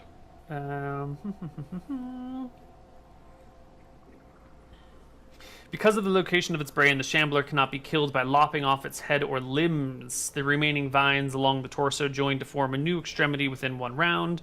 Only when enough of the shambling mound has been hacked away will it finally die. A wounded shambler needs only to rest in a damp clump of foliage to heal, rising again in 12 hours, fully healed and probably angry. But you, as you hack away at it with your knife or your sword, Imric, what do you have for a hacking away tool? Well, I have a sword. That was great. That's it. Yeah, that's great. You can cut all the way to it and find this like soggy, brainy mass with all this like fuzzy moss covering it and little brain tendricles that turn into vines partway through, coming off of it and interweaving throughout the whole of the creature like a big web of wet neurons and cords and sinew and like tendon-looking, stretchy things. Also plant matter. Can you eat it, Emmerich? Very strange. No, I wouldn't advise that. Look at this thing. It's alien. Can I like carve out its brain? Totally. Yeah. And just like throw it. Just throw it on the ground next to it. Great. So well, we're gonna continue on, right? Yeah. Let's continue. Well, what? Tyrio, your stone's good. Do we have any more? Anton could nap me. I could recast. But maybe that's better saved for when we're closer. What about Shine? Can she cast one on me? I only have one memorized for the day, and I cast it upon myself. Do you think it's wise to sit here for an hour, Emmerich, while you sleep? Let's find the dragon's lair first. I feel okay. Be careful. Nothing. All right, we carry on. Probably in the same order as before, Neal. Mm-hmm. Is Shine stone skill? She didn't take a hit, right? She's The got a full creatures completely ignored her. Yeah. That's weird. one. Maybe it's because she's good, more evil. Maybe it's because they're stupid and they can't distinguish between one dragon and another. Hang on. We continue on. Yeah.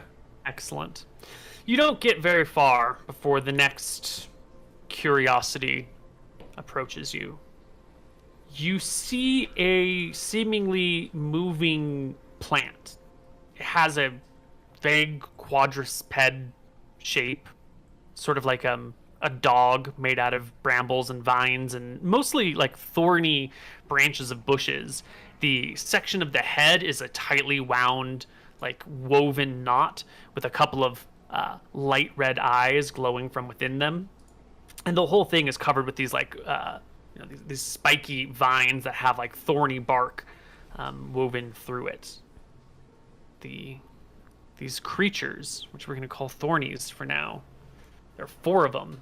They're the size of a medium dog, so not particularly large. And there are 2 to your left, 1 in front of you, and 1 over to your right. And they're sort of crouched in like a warded position. Shiny, can you just scare them off? Just do a nice dragon roar. You guys roar, right?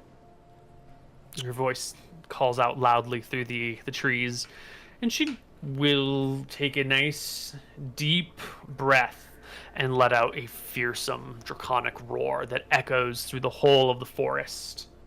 Our dearly beloved thornies. Thornies.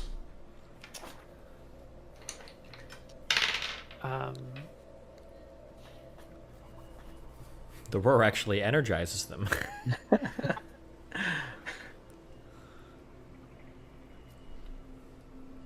That was actually my bad. Like, I know I did it. Obviously, it was my bad, but I knew they had something to do special with lightning.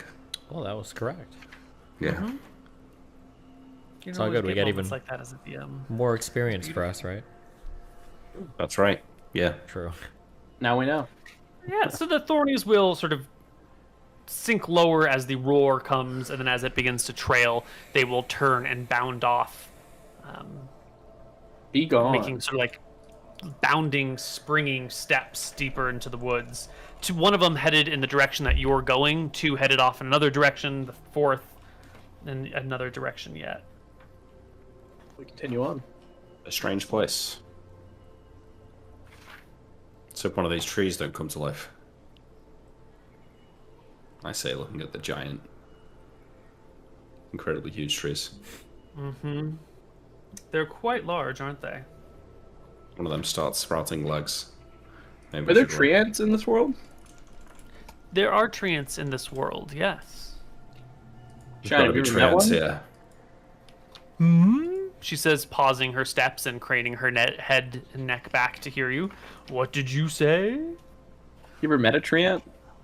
Oh, quite often. Are they I nice? have- They're nice to me. It's good. Will you recognize a tree ant from a normal tree before it's done its tree ant things? In a normal forest, certainly. Here, though, everything is so alive, it can be hard to differentiate one tree from another. I don't think we've come across any tree ants yet. Okay. These are also much larger than any I've ever seen. Her tail like taps the side of one of these great sequoias. But those were large shambling mounds. I don't think it would be impossible. Must be some ancient tree ants, though. Are we still being followed by fairies? Shine will throw a look over her shoulder. Shake her head. I don't think so. I think they're gone. Okay. Now I guess we continue forward, yeah? Keep going. Yeah. Stay close together. I've not heard anything back from my eyes, Neal, no. Your eyes that are looking for the dragon's lair? No, the dragon. The dragon itself. No, Yeah. your eyes have not. They are... How many eyes are there? And they're at a mile of range? I think there's like No, you said 500 500 yards. 500 yards, yeah. It's D4 plus 13, I think, so I can roll that if you Oh want. my god, yeah, please do. So, 16. 16. At 500 yards.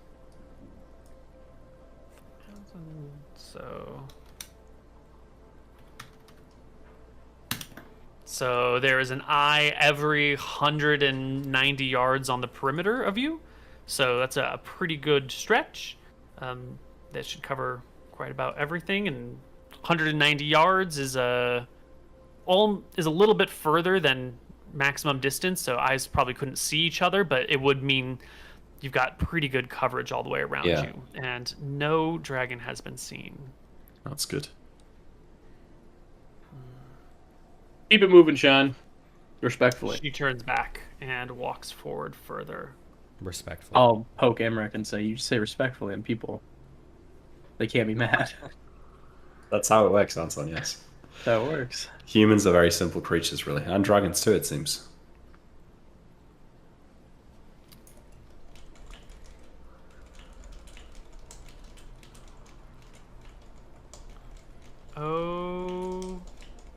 Okay.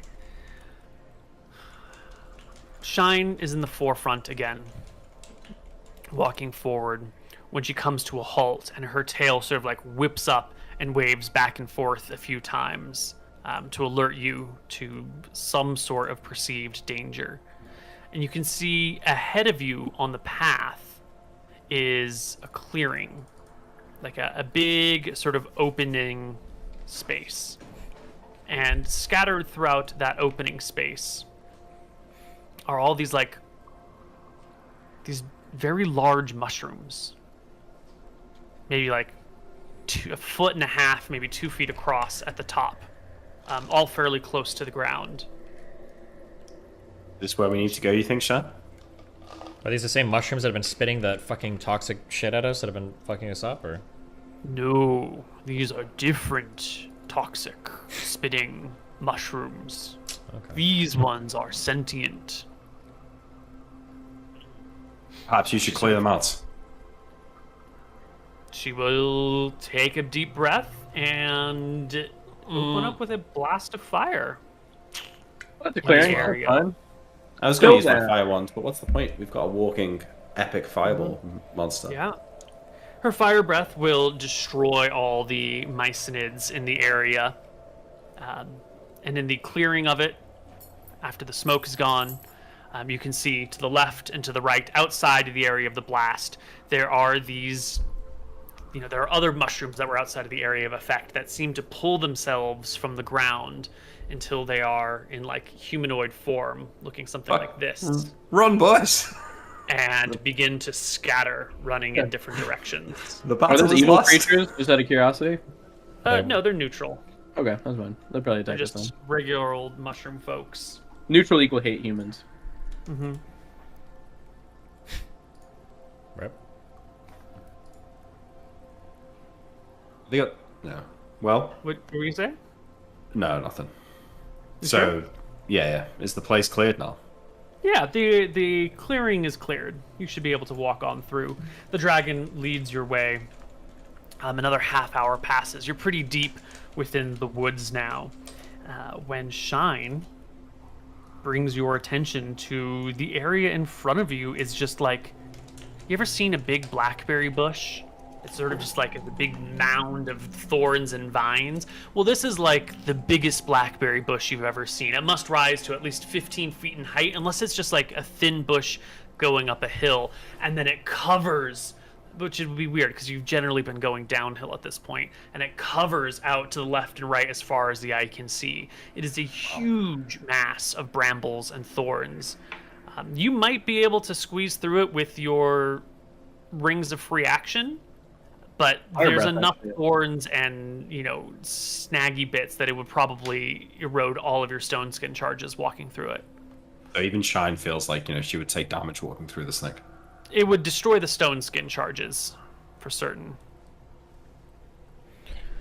Know Is how it? far Can it she goes? see? Yeah, can she see over the top of it to see how far it goes on for? Or? Cyril, maybe you can climb a tree and look. I can climb a tree if Shine can't see over. Yeah.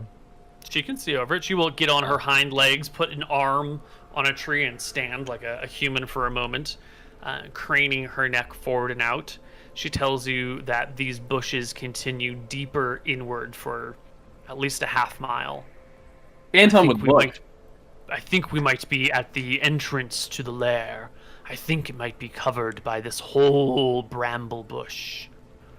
Do dragons have anything under there? He would look when she's standing up like a human. What? Yes. Yes, Anton. There's dragon vag. It's right there. Get your whole body in. Just crawl in there. You could be the John McAfee of dragons. You know?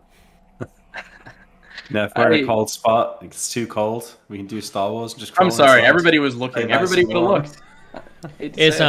I'll ask Shine, are the scales on your legs thick enough that you feel like you can walk through without problem for this?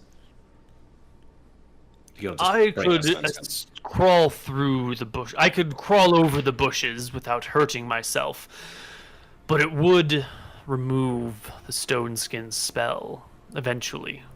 You don't think we can just right on top burn of through these? I don't think we want to give up our stone skin. Maybe, but now we're talking about like setting a pretty big chunk of the forest on fire, right? If we're talking about burning through a half mount, and we've lost the fairies so far. It would take time. Many breath weapons would be required to get where we're going. It could be done. We could set it ablaze. Can we just ask the forest to move?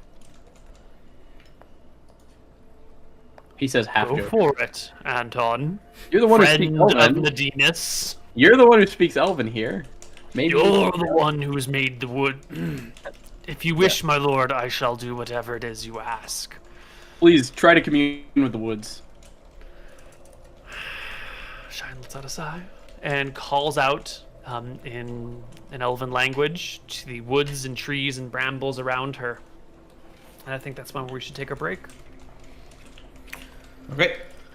We will be back. Hello, everybody. So, where we left off, you were going to have Shine set the brambles on fire? Was that the plan? No, she's going to talk to the woods. She's going right. She was going to speak in Elven to the woods, and as Shine calls out in her soothing dragon voice, trying to make the delicate sounds of the Fey folk, the party has a moment to themselves to talk, to sort of assess. If you wish, you do not need to. Do we think that we could use that big clearing that you talked about to fly out with Shine and then fly back in? No. I'm wondering if this really is the start of the lair, if we should use the nap spell now and refresh our stone skins. I just don't know if we're ever going to be allowed to just like go to bed in the middle of a dungeon, pretty much. Well, yeah, I don't think we're going to be able to do it once we pass into the lair itself, but... Yeah. That also means an hour with Imric, unconscious and unwakeable. He doesn't do much anyways, huh? Okay. Thing is, though, I am worried that Tyrael could get one-rounded. Well, maybe not. He's got a lot of health, but... I'm never getting one-rounded unless it's a surprise breath weapon, right? Well, I don't know. This thing's going to be able to fight pretty hard. I say we don't. Okay. Can I etherealness us? I'll talk to Imric. Do you think I could just etherealness us through this problem? Or ask Shine. She'd probably know. That should work. Yeah, I think so. I'll wait for Shine to finish up her tree hugging. While you're all having this chat and watching Shine try to coax the woods into opening for you, Tyrael, I would like you to make me a saving throw versus spell at -3 plus any modifiers that you would get for wisdom, for high wisdom. Just Tyrael? Just Tyrael. Saving throw versus spell under combat. For some reason during that time I was giving him my hat. Yeah. No. I didn't want to save against this. It's all good. Oh, shit. Doesn't matter.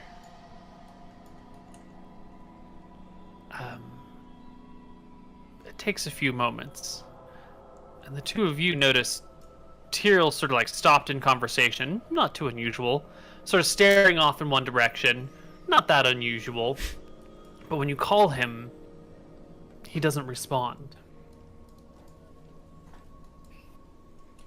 Girl. I don't Continues respond. to stare. Is he held? I'll grab him by the shoulder and shake him. Hey, what are you doing?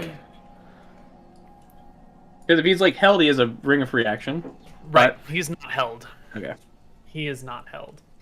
Tyrael's hands will go to his sides. Tyrael, I'm gonna let you sort of play out your actions, but I'm gonna DM you what's happening here, and we're just gonna see how this goes out, because this is one of them wacky moments. All right. We're all about wackiness here, Koibu, don't worry.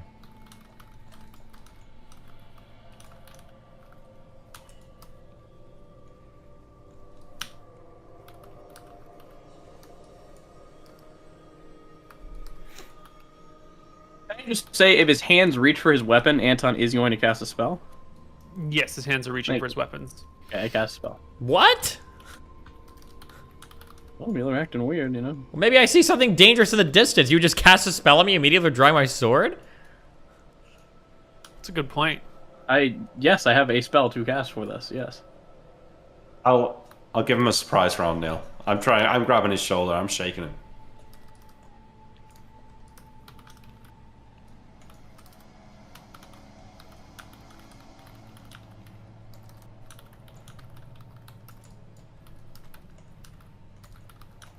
Now's your chance to save the campaign by slaying me before I can torpedo it, Stephen.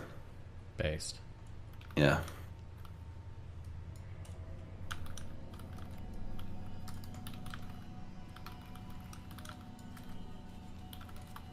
Okay. Did you get that message, Tyrael? Yeah, wait, hold on.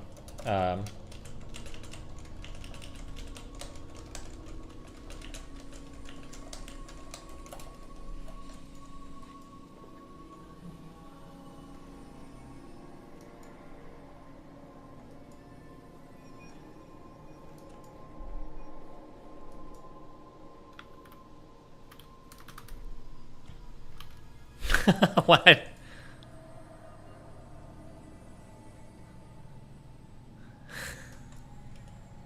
You're putting me in a weird spot. I know. It's a very unfortunate situation that we're in, but your stone skin was worn off, so you did have to make this save. Okay. Anton, you said you were going to cast a spell? Yeah, protection from evil.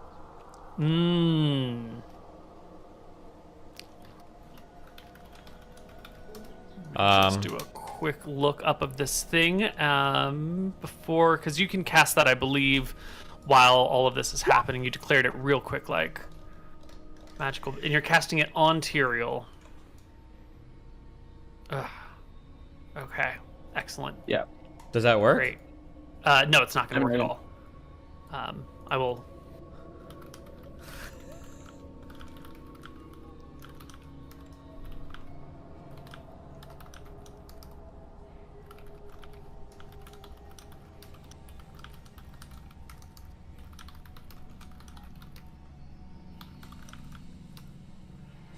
Okay. What? I guess we should roll initiative. We will. Why don't we use this as our moment? First thing would have been casting the protection from evil, so that was mine. Yeah, well, I'm not sure I'm going to do anything round one. I'm just shaking his shoulder. He's still facing. Yeah. He's facing away from me, right? His He was hand sort of goes towards facing. his side. Yeah, and his hands go towards the swords on either side, and the two of you are directly before him. I think. I don't know. I feel like I should roll initiative with some sort of. I would react if he goes to draw his sword, but not necessarily. You see him going to draw his sword, and he's not responding to any of your actions, commands, words, anything.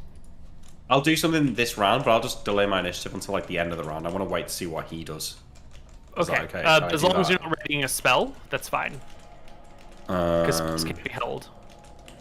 Okay, I mean... Yeah, that's fine. Yeah. So, should we all roll initiative then? Yeah, I mean, I'll delay my action. So I'll go at the end. We're gonna see what you do first. Okay. Okay, hold on. Wait, let me respond to this message before you make any dice rolls. Okay.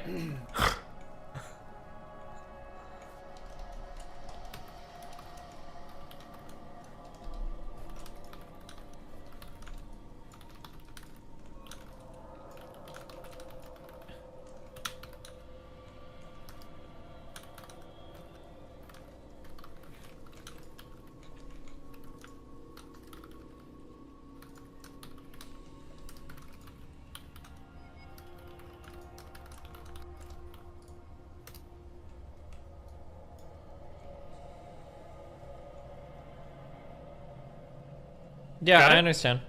Cool. All right. Tyrael. And initiatives, everyone? We Maybe delay? not?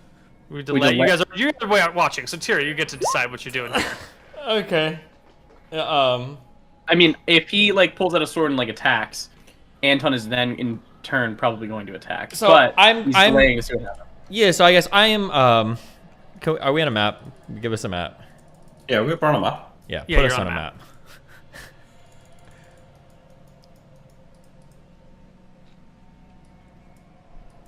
Okay. I am looking off into the distance. My eye's intent, almost as though something has caught my eye, and I will slowly back up and draw my sword. What are you doing, stepbrother? Okay, we see you draw the sword. His eyes are sort of glassy. I will turn to look at Imric. You look different in the moment, Neal. I roll a perception check. A roll of what? Perception. He wants a perception check. What are you Okay, perceiving? never mind. He looks fine. Yeah, Oh. it's your brother, but his eyes are sort of Yeah. like glassy, and he's staring at you, and his hands are going to his weapons. It's a dangerous forest out there. Yeah, I look over my shoulder. Tyrael, what is it? Is that when you go? Okay, yeah, but not with the thing. I'll just... Okay. I swing and I strike him. His blade impacts you, Imric. It is not a critical hit. Cool. But it does knock off a stone I skin charge. stumble backwards. I spin around, Neal. Drawing. I zip open my fanny pack of holding. Wait, hold on. Hold on, He gets a wait. second attack Yeah, while it's I got a second happening. attack if we were rolling initiative. Okay. Yeah, no, that's okay. Yeah, no, fine. Offhand? Yeah. That's a crit. Crit. 3 stone skin charges evaporate from you, Imric McGarry. And you can see this sort of like the glossiness in his eyes is surrounded by a nice little crimson bloodshotness as well. Oh, that last hit should have been 35, I think. I don't know if that would have made a difference, but... No. Okay.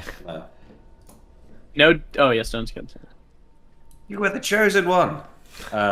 Anton will start casting a spell, which I know is going to take me to the next round. Just a heads up. Yes. Yep. I think this is the initiative point at this No, right no. now. I can do something that's, I can do something that's not a spell if that's okay. Sure. What are you gonna do? What's your I reaction? pull a scroll from my fanny pack of holding, and I will cast Dispel Magic on Tyrael. The potions on him, scrolls on him. There's a lot of He has stuff a bag there. of holding though, which is where. Yeah, probably is there any obvious potions on it? I'm just. You're doing it though. You do. He does it. Probably. You do it. I can't fight him, so yeah. Okay. You cast Dispel Magic on Tyrael. Tyrael, what things do you have in your bags and not in your bags? In my... I have lots of stuff in my bag of holding. Does it affect that? No, but Okay, it will outside of close my- the bag of holding. Outside of my potentially. bag of holding, in my pockets, I have a light stone, a dark stone, a luck stone, and a protection from gas scroll. Okay. Well, the Lightstone and Darkstone should have to make a save. Nick, roll me a d20. I assume you also made these. We'll just say it's a 50-50 Didn't shot. make them. I didn't make them from Glacier. Anton might have made him. Oh yeah, sure. Well, Scrolls roll are me from your Glacier, I d20s. mean. I'm saying the scrolls are from Glacier, so I don't know what Okay, level I'm the talking about Dispel the is at. Lightstones. He's talking about light stones. Yeah. These scrolls of Dispel Magic are from Glacia, though. Yeah. So they are cast at... Do you remember what level? I can look it up. No, it depends on who made them, right? Yeah, but I told you there was a level attached to all these scrolls when I gave them to you. Oh, I think it might have been 13 or 14. But I'm kind of half guessing. God, does this destroy scrolls? I can't remember.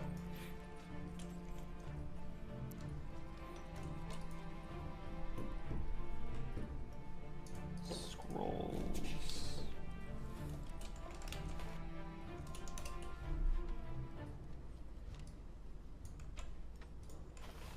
Um, 13 sounds fine.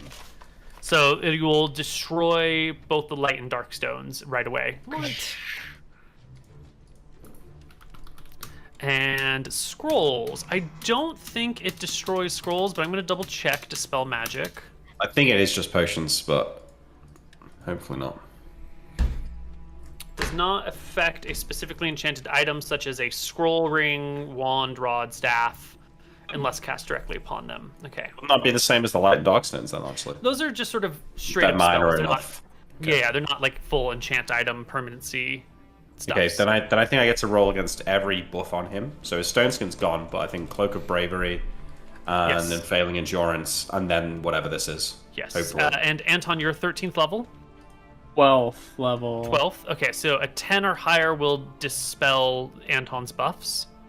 Okay, Unfailing Endurance first, and then Cloak of Bravery. Okay, fails on both of those. Okay, and then... now we need the other one. Okay. What other things do you have on you, Tyrael? Like, That's it? in my pocket? Well, Yeah, no, magical... no. I have Effects. the Lux, magical effects. Yeah. You just rolled don't have for any other effects. Cloak of Bravery and all that, or? Yep. Yeah, just roll for them too. So there's one more. I'm hoping that there's going to be a roll for whatever this is now. I had Cloak of Bravery, Stone Skin, and Unfailing Endurance. Those are the 3 things I had on me. Otherwise, that should be it, I believe. All right. Now, Nick, let's do... Giant's just talking to the trees. She's like, oh, just brothers fighting. It happens. Yeah. Mother loves me more.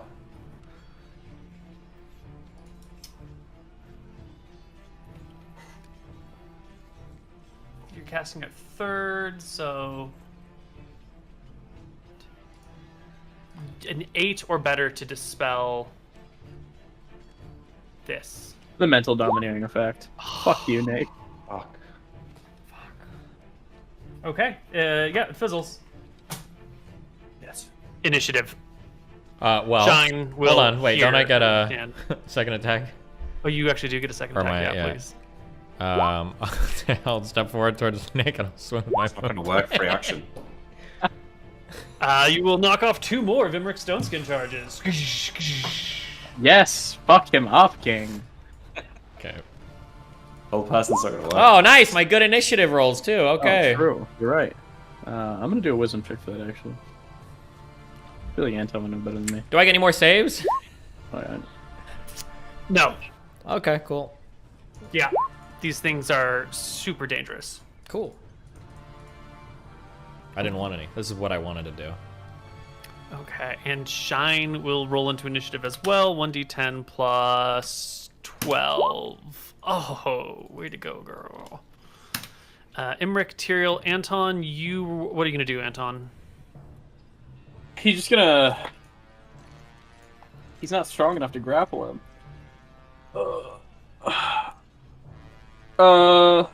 He's just gonna interpose himself between him and Imric. Well, plus take 3 the then. brunt of it. Yes. Be Imric's shield. 6. Ooh, that's good. Imric and Anton both go first. I dispel magicum again.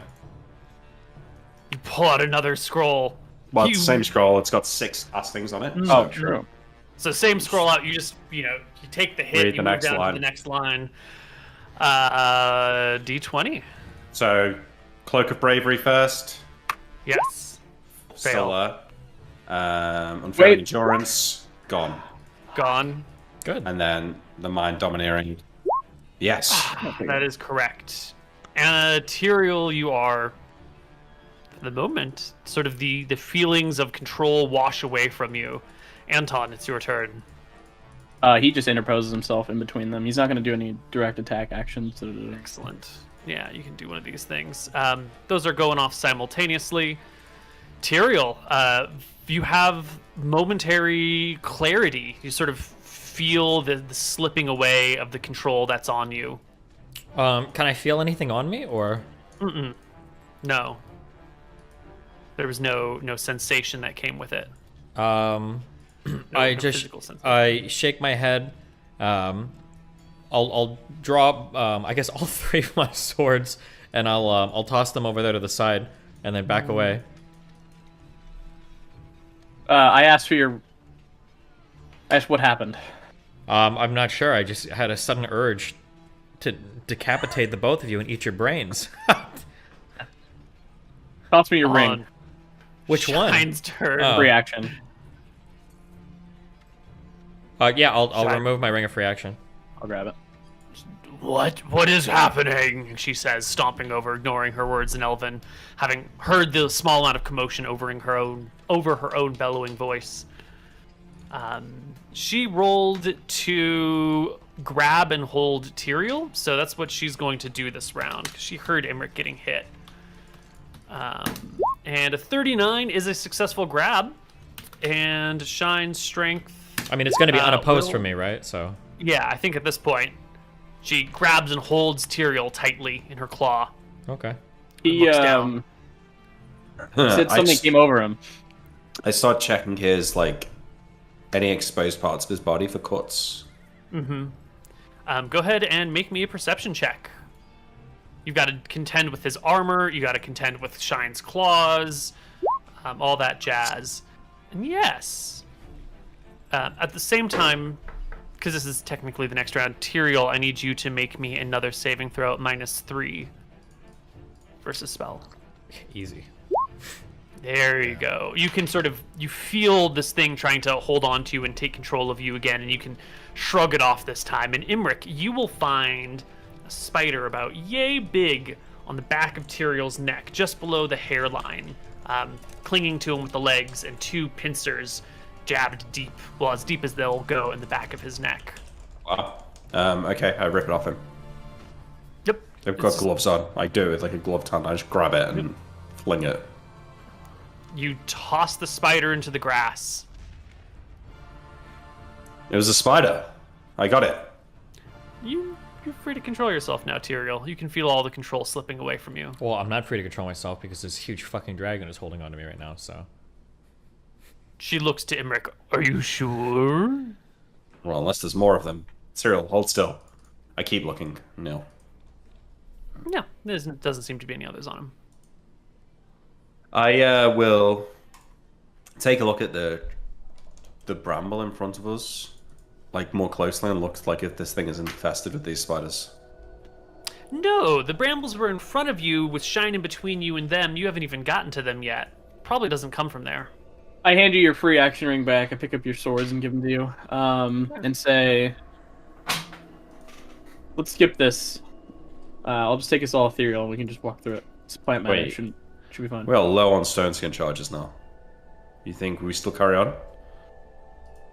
I agree that sleeping in this place is not ideal, though.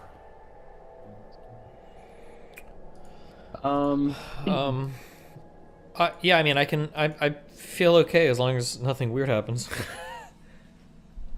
It should be fine, Imric. I don't think we're gonna get another shot like this. How long can you keep us in the ethereal plane? Not that long. Let me look. Can we ask Shine, do we think we can pass through the ethereal plane here, or is something weird gonna happen? 22 minutes. Well, any dragon worth its salt has its lair protected from teleportation, phasing, portals, that sort of thing. Yeah, of course, but can we pass through this thicket or whatever bush without... It depends on how far out its protection extends.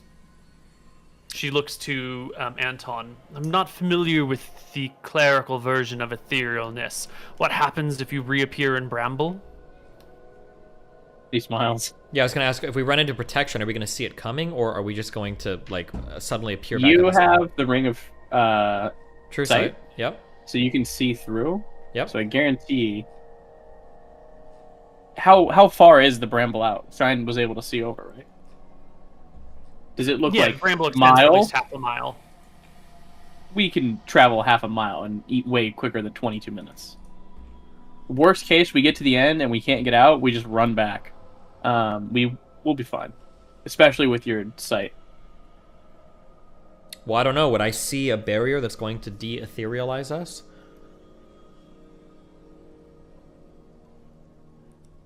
With your Ring of True Seeing? Mm-hmm. You know, this is I don't think you have the knowledge of how this would work out yet. There's only one way to do it. That's to try it. I mean, it's risky. If we materialize, we could, like, take big injuries, right? But I've never heard of there being, like, a Have I ever heard of a barrier just like taking people out of the ethereal plane? I've heard of barriers being able to stop people, but I don't think I've ever heard of anything being able to just be like, oh, now you're out. Yeah, that's more of like a spell that gets cast on you. Maybe there could be some contingency wombo combo thing where when you enter an area, spells automatically cast, but that sounds like some pretty crazy high-level bullshit that is unlikely to be encountered. Have you do you have any enlarge spells? I have some on scrolls, yeah. A signal one. Could we just could we enlarge me and I could just like carry you guys through the thicket? Yeah, that'd work. But you can't carry Shine through. Shine's not gonna have. Can you? Do you have a reduced scroll? Shine has a human form. Oh, she could take human form. And the three of you could just hop on my back. We could be like the unstoppable McGarry Shine. Are the bags gonna get fucked up by? I could fly over. So. You could fly? Emmerich flies over, he takes the bags, you carry me. Well, you can't carry Shine. Can I put both of you on my shoulders? Should be fine. Wait, I thought Shine weighed like thousands of pounds. She has a lot of mass for the purpose of spells, but in human form, she shouldn't weigh thousands of pounds, right? Right, she doesn't like just, yeah, she doesn't have 10,000 pounds of big mass. Got it. Yeah. Okay, yeah, that sounds like it works. Why don't you, I'll go check it out and see how far this thing goes on for. I cast Fly on my ring. If you get caught out there, you're on your own. I nod, and I will rise into the air. Whoosh. Emmerich lifts off. And I'll just slowly, with my bow drawn. Your machine gun bow. Yeah, go over the... Well, first of all, I'll just go up and try and get a gauge on it when this place ends. Or if it seems to go into a cave, or what's going on. No, it's just sort of like mounds and mounds and mounds until there's just like a hill of thickets. And it's hard to tell if like it's a thin thicket going uphill or if it's a really, really tall thicket on flat ground or a gargantuan thicket on like continuing to slope downward ground. Okay. It's too thick to see the height. I have another plan. I come back down. I didn't get very far, and I'll say, looks like whatever the layer is, looks like maybe it's below this. This thing extends out into a big hill, and it's completely covered. You remember the land sharks? No. The burrowing monsters. You mean that we were trying to make the shield from? Yeah. I could turn into one of them, perhaps dig our way under the ground. But if we find the dragon, I'm not going to be able to fight for, a minute or two while I turn back. So you'll have to keep me in the scroll radius. Understood. Yeah? Let's do it. Shine, you'll have to go in human form. How does this work? I turn into a boule and I'll dig our way under. And then we follow. How do we follow after you? We can't move through your excrement because you bury yourself, but you do not create a tunnel. In the past, correct? No. In the past, when we've done this, you'll have to hide inside my jaw. Clever.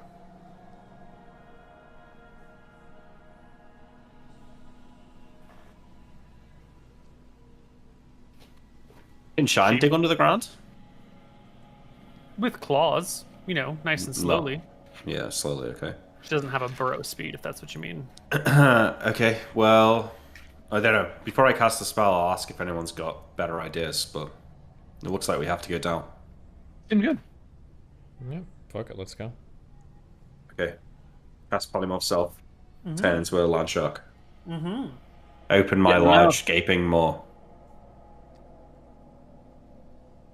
Curl up nice and tight, boys.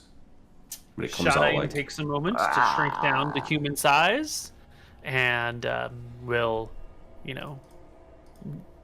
motion for your maw to open a little bit more, grab a tooth to steady yourself, and gently walk on in. And with one swallow, I become the king of Mystria. True. No, I will dig my way down. I got to get a feel for it. I snuffle around with my pointy nose. I get my weird little digging hands going. But then I get into the swing of it, Neal, and I'm burrowing. Excellent.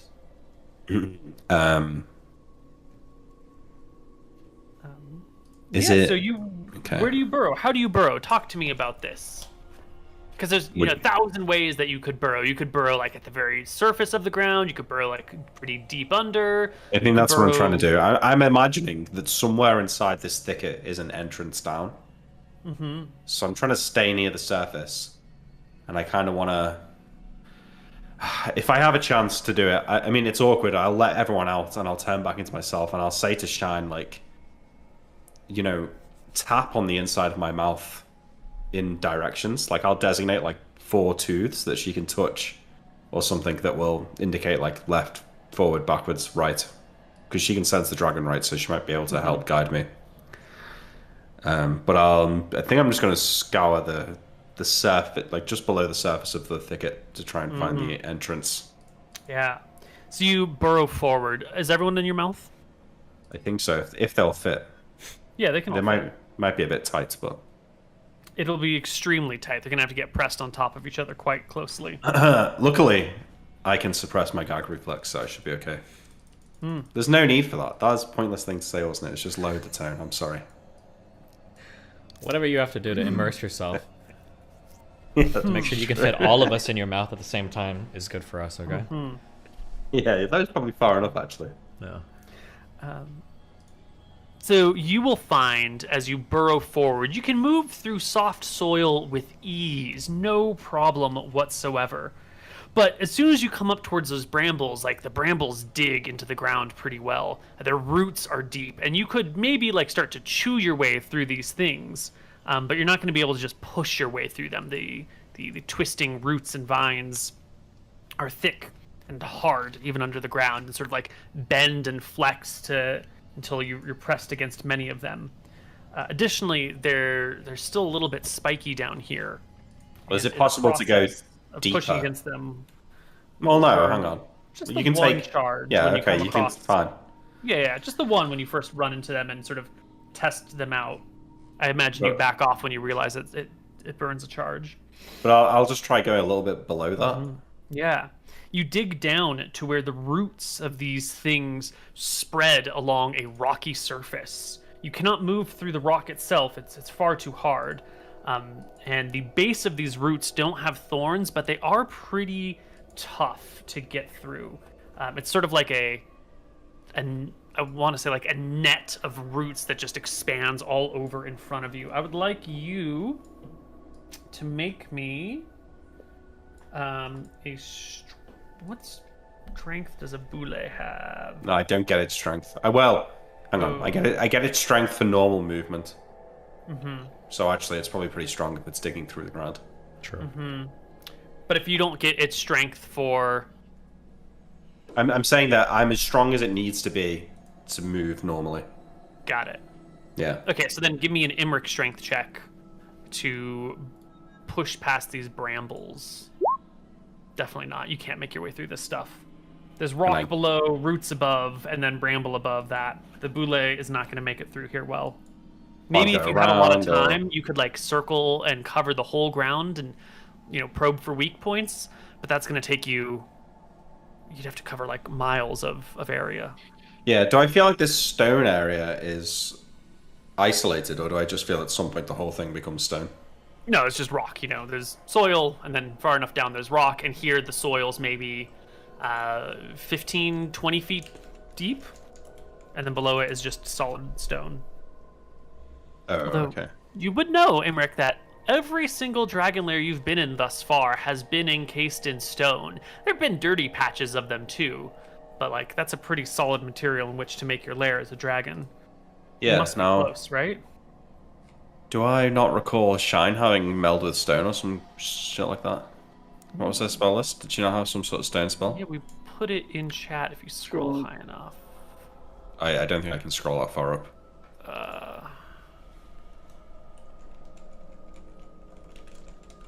Let's see.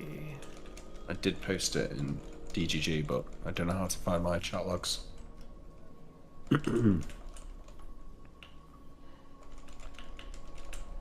Oh, I put it in. There we go. Stone shape. Will that help us?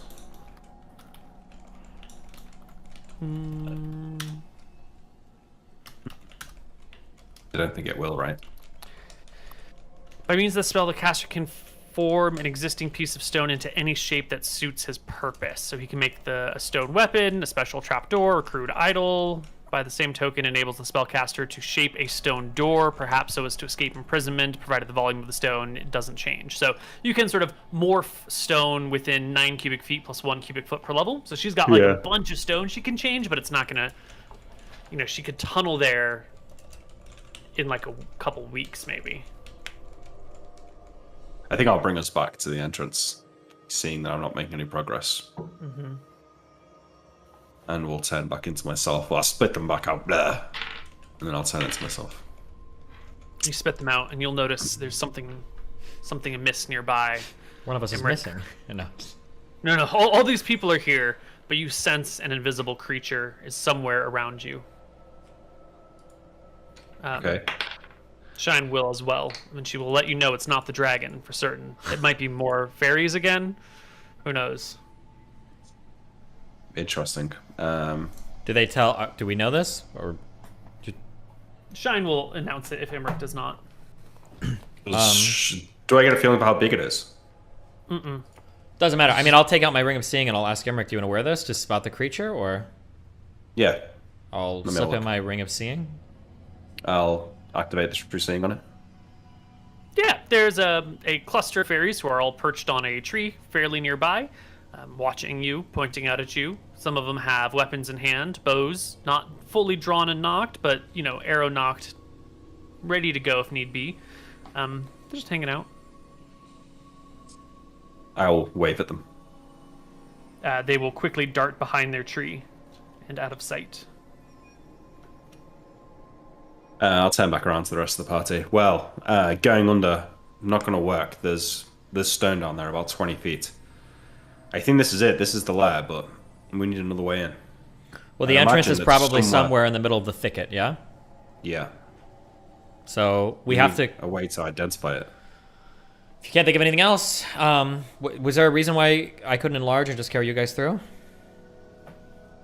No, that could work, but maybe there's a more intelligent way to find where the hole is. Could we not use Do you have your fucking eyes? Shine. I can't recall them now, but Shine, perhaps if you fired your breath weapon, your gas, across the thicket, it would fall. If there's a hole somewhere, it would fall down it, right? I shake my head when you had the suggestion. We're already being watched by fairies. Or did you tell me this, or? Well, yeah, I probably did. Yeah, I mean, we're already being watched by fairies that are probably a little bit worrisome about our behavior in here. I don't know if we start breathing fire across with our force, but that's good. No, not fire, gas. We could watch it would fall down, right? It sinks. Oh. Yeah, that seems fine. What do you think, Shine? Would that work? If the lair is nearby, we would see it sink, but if it's more than a few, if it's deeper than 50 feet, we would lose sight of the gas within the thicket. Yeah. We wouldn't be able to see it fall. But your logic is sound if it's nearby. Just I think try that first. I have a gas spell of my own. Okay. She will take a deep breath and breathe out a toxic, caustic cloud that sort of just pushes its way into the brambles, losing all sight. And she'll shake her head and say, well, it's not, the entrance is not right here. Hard kill only has a 10-yard range. Jesus. Which isn't really that good. It moves every round. Yeah, but is that going to get appreciably further away than Shine's breath weapon did or not? No. But also, you're not going to be able to see it. Even if it's, 600 feet in front of you, the brambles will block your view of the gas. Let's just do the serial method. Seems good. But he'll take damage from the thorns, and we could be wandering around there for hours looking for Neal this. said he wasn't going to take damage. I thought it was just you'd lose really? your stone skin charges. You would just lose stone skin. If you walk through these brambles, you will take tickles of damage. You might take 1 damage per round. Oh, well, never mind. Maybe. Then. Okay, well. All right, I'm gonna. How about this? How about I conjure an animal and I just send it to clear us a fucking huge passage? It could work. Conjure an elephant or two. Yes, good idea. Yeah, good idea. All right, I will use one of my conjure animals. Excellent. Conjure a fucking elephant. Can you conjure 1 elephant at a time? I'm only gonna use one right now. But yeah, I'm gonna just Excellent. conjure one elephant. It's a huge hit die. An elephant appears out of nowhere, subservient to you. What do you tell it to do? I'm gonna tell it to charge forward, and I'll point towards the brambles, and I want him to clear like a path. And it does. The elephant goes in, using its tusks and trunk to like rip brambles out of the way, clear a path, stomp down anything else, and a path opens up before you behind the elephant. The duration is 2 rounds per level. You are 12th level, so 24 minutes of elephant moving through the brambles, Pretty which good. will get us to the elephant's maximum depth that it's going to be able to achieve. I think it'll take about 10 minutes. You can get 100 yards into this, and the ground does gently continue to slip forward, and the elephant like crashes down on these things and stomps down, but eventually the brambles reach a certain height that the elephant can no longer stomp all the way down, and it gets just sort of stuck against the mass of brambles that have pushed back here. But you are 200 yards into the thicket. Wow, this is pretty good to fit. It sounded kind of silly at first, but it's actually pretty hard to traverse. Okay, Shine- talk to Oh, me go ahead. real quick about if I'm in gaseous form, how much feeling do I have about all my gas that is my body? Like, let's say I start to slowly go over a cliff. Will I feel some of my gas falling down the cliff and I can pull it back up, or how does that work? I'll ask Shine, since she should know about gaseous form, maybe, if I don't have the Bob, knowledge. Yes, you are not going to fall off a cliff without realizing it. You more or less maintain your shape and walk forward as if you were human. You should feel the ground much in a similar way. Sure. Okay. I've got 2 potions of gaseous form. Could I pop the cork on one of these, drink it, and then just walk basically through the thicket, and then try to feel around for where it might start to depress or something? Mm-hmm. I think I'm gonna do that unless you guys have a better idea. idea. Second idea. I'm looking through my Take one. potions now. Another thing I could do is we could enlarge me, and I will walk around, and I can try to lawyer maybe. I have something, an oil of slipperiness. If I applied an oil of slipperiness to me, can I slip through the thicket without the thorns scratching me, or no? Like, if I oiled up and they were trying to scratch me, they just kind of like slide off because of the lack of friction? The oil of slipperiness makes it so you can't even be held down by anyone, so I would assume so. Yeah, I think in this weird edge case, the oil of slipperiness on your legs would prevent you from taking damage, but But will it cover you? Can you apply oil of slipperiness on you and enlarge and still have it affect you, or would the... Yeah, so what I would argue is I could do the oil of slipperiness since I'm enlarged. If that makes me twice as tall, I'm only applying it to the lower half of my body since that's where the thicket will be. So the top of me So it won't would become... Yeah, it would take twice as much oil to cover just that bottom half because your surface area increases square of your height. But then you'd only be doing half of that. So 2 squared is 4 divided by 2 is 2. So it would take 2 charges to cover your lower half. Or, yeah, wait, so, yeah, I've only got 1 you're double charge. Or I could do the gaseous form. The gaseous form might be easiest because it's less complicated. Do you think that's okay? This is one of the edge cases I think gaseous form is probably going to be good. Yep. I think you should do that. Yeah. How long does this last? 30 minutes or 1 hour? I'll check for you. You don't have to check the book, Koibu, just ask Shine. Shine, how long does it last? Well, it lasts 4 + 1d4 turns. Oh, that's pretty good. Yeah. That is pretty good. Yeah. So about an hour, give or take 70 20 minutes. Okay, and I can't recall my way out of it, so once I drink it, I'm stuck here for an hour, right? Which isn't bad, but... Am I able to communicate once I've become gaseous?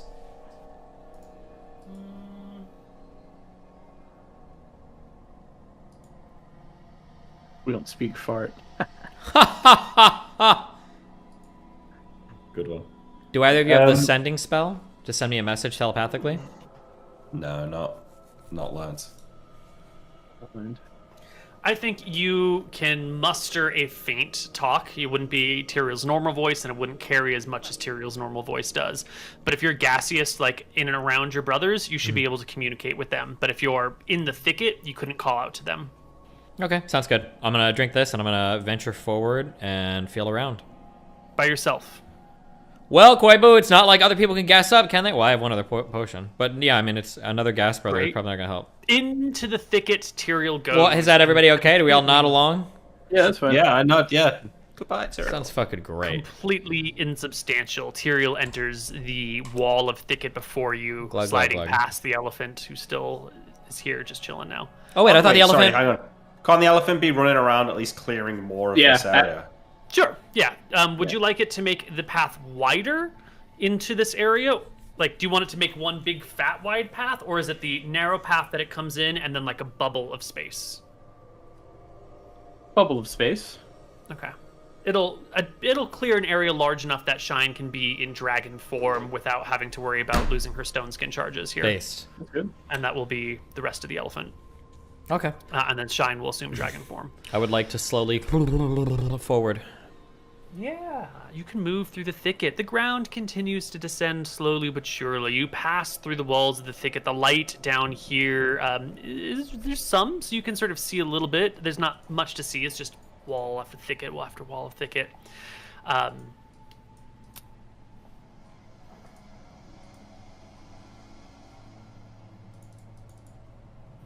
Your movement speed is 3, so you can go 30 feet around.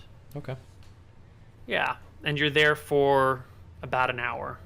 Well, hold on. Oh, whoa, you just sped ahead quite a bit there, Koibu. I'd probably move forward for about 25, 30 minutes. I'm not going to go an hour out and then reappear in the middle of fucking no man's land and kill myself, okay? That was clever, though. That was nice. That was a nice try. Thank you, yeah.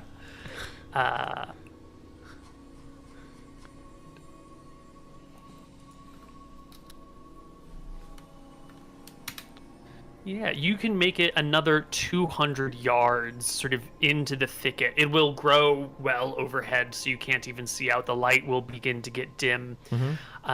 And maybe around the 200-yard mark, as you're getting to the I should probably turn back now, you see a mound with like some of the brambles have been ripped out. Not like they didn't grow here, but they grew here and then they were ripped out by something. Okay. And this mound has an entranceway maybe 4 feet across, 3.5 feet across, in all directions. If you wanted, you could step into this hole and sink down within it, but it's a pretty straight shot. Or I don't know, what do you want to do here? You know, I'll remember where it is. A few minutes to hang. I'll probably I can't access anything in my bag or anything while I'm in Gaseous form, right? I'll probably just turn around, Koibu.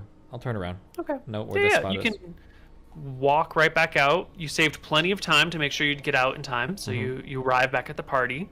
And I'll tell them I found what I believe to be the entrance of the cave. Good. Can you clarify, was there no brambles and it was a straight hole down, so if you were flying you would come down or not? Straight hole down. There's like a mound up and then... Yeah, there's like a bit of a mound that rises, and then there's a 4-foot hole. There are no brambles right around it, but there were still brambles above it, as if... I don't know how to describe it, but it definitely was not flight accessible. We haven't heard a thing, right? There has been no weird monsters besides the fairies for this 30 minutes. I think we can sleep here. We can nap. Yeah, I think you can too. But well, but still, though, how do we get down there? The only thing I'm worried about right now, as I come back, can I be out of gaseous form? We can wait until you're out, if you want. Can I kneel down and look at the ground, and where we've trampled the thicket or whatever, does it seem like it's already starting to grow back, or is it just completely gone? It's still pressed into the ground. It has not resprung. Okay. The only worry is that, so I saw a hole that might be the entrance to the lair, but there's thicket like all around it. So if this forest is something that like can be destroyed and regrows in like 30 minutes, if you take a nap here and it starts to regrow, we're gonna be like trapped in here. That's the only worry. We've been here for an hour. It seems to be fine so far. Oh, it's true. Then how would that hole stay there? Right. Shine will speak up very quickly. Your hole in the ground was only 4 feet wide. Indeed.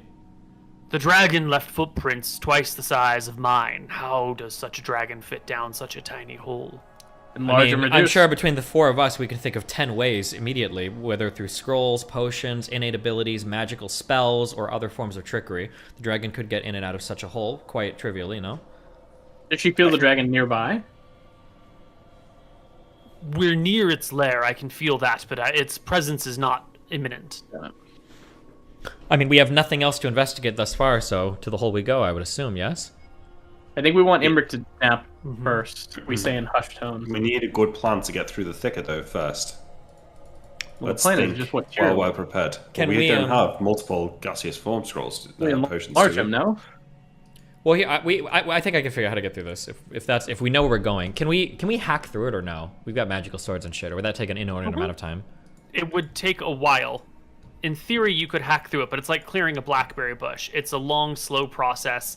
Even with gloves, the thorns stick through and like poke you in the fingers. It's a nightmare to hack through without losing your stone skin charges. What do I think about Lance of Disruption? Would easily rip a hole, Lance of Disruption sized. How far and is the disruption length? How far is the hole, the entrance? 100 yards, right? Tyriel's entrance that he saw is 200 yards from you. What's the length of Lance of Disruption? Well, mine is particularly long. But I think we want Imric to. We want to nap Imric to get our stone skins back and maybe more spells. That would be like the dream here. I agree, yeah, but let's it's only 60 feet, so that's not long enough. Well, if we can 60 nap feet? you, Oh, we geez. will have something to do for an hour.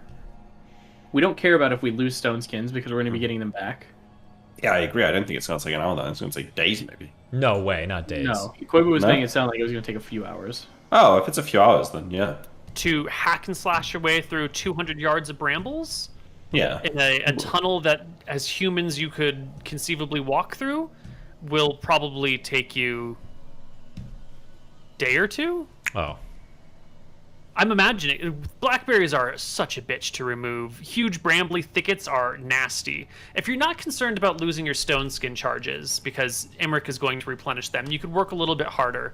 You do have magic weapons at your disposal, which makes hacking through the brambles pretty easy, but then it's the like grabbing and pulling, and then they're all like hooked on each other. We have That's Shine as well. The process. If we don't mind Shine losing her stone skin charges, then you could hack very easily and she could rip out very easily, and it would probably take you, a couple hours, but it would definitely knock off all of her stone skins. That's Well, I fine. can we're gonna replenish get them everyone's. I can replenish everyone's stone skins. All right, let's do that. Can you cast what spells you need to cast before you get napped and relearn them all? Nothing to cast. I have no idea what you have. Yeah. I'm just looking. Is there anything that I could help? Yeah, I can give us a start. I cast Disintegrate on the brambles. Czepeku! 10-foot chunk comes out. I can haste you guys. That might help speed things up. Maybe for a little bit, but let's. You're gonna have to learn all these spells again, so that's Yeah, time. it's Do they not really want to be minute. aged? Yeah, Well, age for doesn't this matter. Yeah, it's not worth. Because you're gonna do it, right? Anton, Yeah, I'm you're gonna do it. I do aging. Well, I don't know. How much is 13 rounds really going to make a difference if it takes? Not much. Not that much. Yep, go to bed. Hey. If Imric pulls it, I nap him. Oh, I have to cast Ice Storm as well. Okay. Huge hailstones pound the area. The sounds echo as far as the jungle will spread. Imric, I want you to tell me how long it'll take to rememorize all the spells that you wish to relearn. And also, how long did it take you to memorize spells this morning? It took quite a while, didn't it? You did 4 stone skins plus a few other things. It wouldn't have been Didn't that nap long. him I this didn't morning. cast that much the day before. Yeah. So it would have just been the stone skins. Okay. That's pretty much the only thing I casted. But this time it's... This is gonna be a long one. 8, 12, 16, 22 spell levels, so 220 minutes. So just under 4 hours. Okay, so it'll bring us to dusk about by the time he's woken up from his nap and recovered all of his spells. That's fine. We have unfailing endurance. We don't give a fuck. Great. Well, Tyrion doesn't, but we do. Okay. Imric, where do you nap, Imric? Where do you put him? I want to in be the- very, very clear about his Put nap him in the time. big O, in the big clearing, and we're gonna have. You should probably keep me close to the rambles, no? Well, yeah, he's sleeping and he can't wake up. So what we're gonna do is we're just gonna pull him along with us as we're clearing it in the way. Every once in a while, Shrine will go back there, pull his robe, keep him, up. Maybe Shine's got her tail wrapped around him, so he doesn't get fucking yeeted or taken. He physically can't wake up, and we can't disturb his nap, so we shouldn't have to worry about waking him up. Having a little sleep. Yeah, just taking a nap. Just having a little sleep. Okay, so he's going to sleep right up against the lair, next to all the brambles where you guys are working. So that way, everyone's together in one happy family.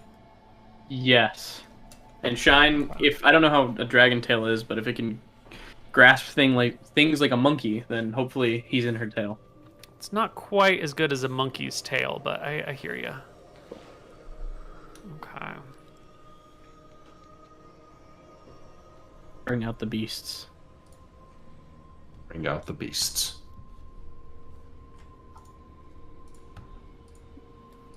Let me just make ourselves a little bramble pit over here.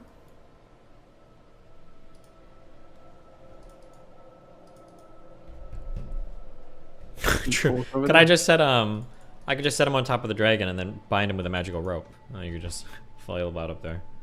Yes, you could attach him to Shine. There you go. We'll do that. Bind. I'm just gonna run the toilet while I'm asleep. Is that okay? Yeah. Yeah. You're not going to be doing anything, Nick. You know what? We should take a break anyway. Fine. Because we're at the hour. We'll be back. Hello, everybody, and welcome back to Tombs of Scoria. One point I wanted to clarify before we go forward. When Anton and Tyrael are hacking away, making a tunnel, what size of tunnel are you making? Clearly, it's not a tunnel large enough for Dragon Shine to crawl through. That would take way too much time and effort. We're talking about a human-sized tunnel, right? I mean, we can, make one for her to walk through in human form once we're done hacking and slashing, right? Right. Right. The objective is that the party can walk through this. The entrance to the lair is already kind of small. You're going to have to transform anyway. Yeah. Okay. Just wanted to be on the same page. So, the beginning of the tunnel, you guys can hack and Shine can grab. But once it gets to a certain depth, we're going to run into some sort of problems here. Okay. Because Shine can't reach like 100 feet into a tunnel and help you pull out these. But we don't doors. care about her losing HP or losing stone skins. Okay. We don't care about losing HP? One moment. I can heal her. Oh, okay, yeah, guess so. Not gonna need them. As long as she's not losing half of her fucking life on these shitty thorns.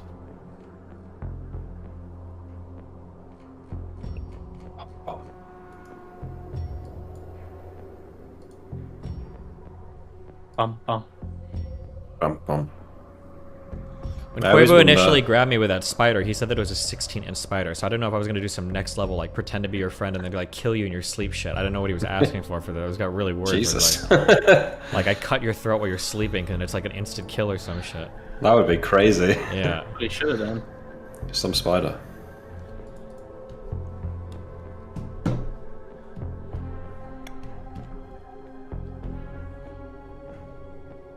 Sorry about that. Your apologies. We don't really care about Shine losing stone skins. I don't want her to lose like a third of her HP touching the fucking thorns, but Right, well, that's not gonna. The problem isn't the HP at that point. It's being able to reach like 100 feet in. So she's not gonna be able to crawl into, Yeah, she can't help us. you know, a deep tunnel. okay, that's fine. So you can hack. It's gonna take hours. It'll probably be hacking late into the night, but you got unfailing endurance, so that will help you. I don't know if I do I? You do not, but we do. Okay. Was that dispelled on him? I believe so. Well, Smart. Anton has unfailing endurance, so Okay. it's fine. I think all I have left, I think I still have Cloak of Bravery. I didn't check that off. You 30 did, but minutes. It's probably be over now. Oh, it's over? Okay, okay. 30 minutes into the hacking and pulling, and you're at a point where Shine can no longer really help or reach. You might be able to, you know, use a rope to tie to a section of brambles, to tie to her tail, and then she could maybe help pull out that way, but the rope that's good for that is already attached to Imric. So Shine is just sort of guarding Imric. When she calls to the brothers, Oh god. a low whisper that echoes deeply into the woods. Tyrael, Anton, come quick! We run. Come back, yeah. Oh my god. You run back through the brambles just in time to catch the first round of initiative of Shine. You can see her big backside facing you. You cannot see the foe beyond because you're like running through this tunnel and all you see is this big Shine ass right in front of you with tail and everything waving around as she lets out a roar, and will make her well, actually, Well, hold on, let's talk. Yeah, let's figure out what's going on. Do we need a map or something? Is this like, is how... I will bring you to a map once you can actually see what's happening. But Shine, because you know you're sort of blocked by point of view.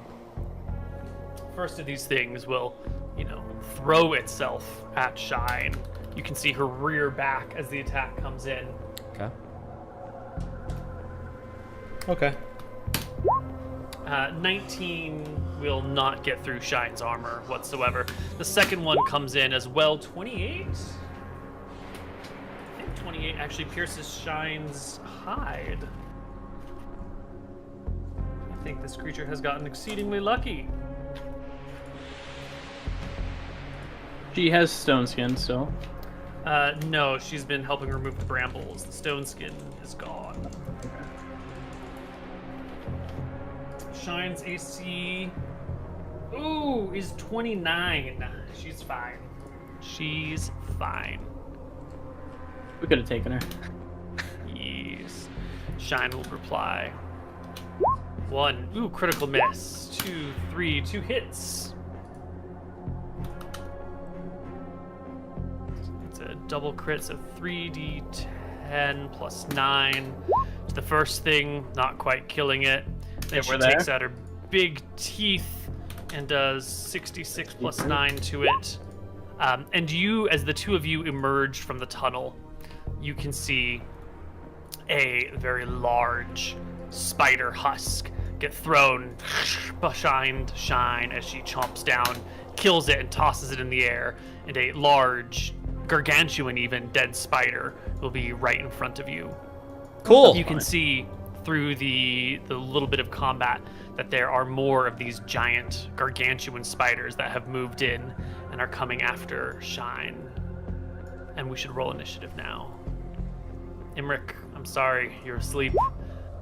You must be dreaming of spiders, your favorite creatures in the world. I am. Is this an animal, or are we gonna be coy here? It is An a animal? giant animal. Animal is not a specific keyword. Oh, hold animal is what you're looking for. You would know whether this would work or not. Animals are affected. Normal or giant size. Perfect. Not a problem. Mammals, birds, or reptiles. Well, they're arachnids, but I think it's fine. It's fine. It's fine. Okay. But not monsters such as centaurs, gorgons, harpies, nagas. Apes, bears, crocodiles, dogs, eagles, foxes, giant beavers. Subject. Okay.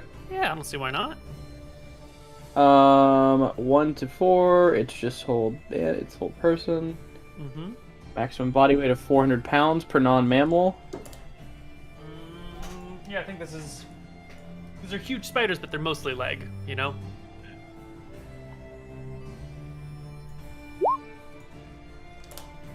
Okay. We'll add Shine to the initiative order. Do I need to roll a 1d4, or do I just choose 4 on this spell? You roll a d4. Sorry. Yeah, I'm not seeing that in this one. But I could be stupid. No, I mean, it says it holds 1 to 4 animals. I think so. But like all the other hold spells, it's usually a die roll. They just... They're not precise with their language back in the olden days.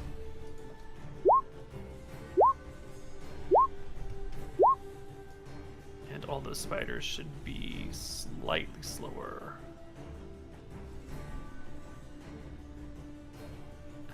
15, 16, 17, 12. There we go. Anton, you are behind Shine, but you're the first one to act. 4 saving throws. I believe it's at -1. Let me read one more time.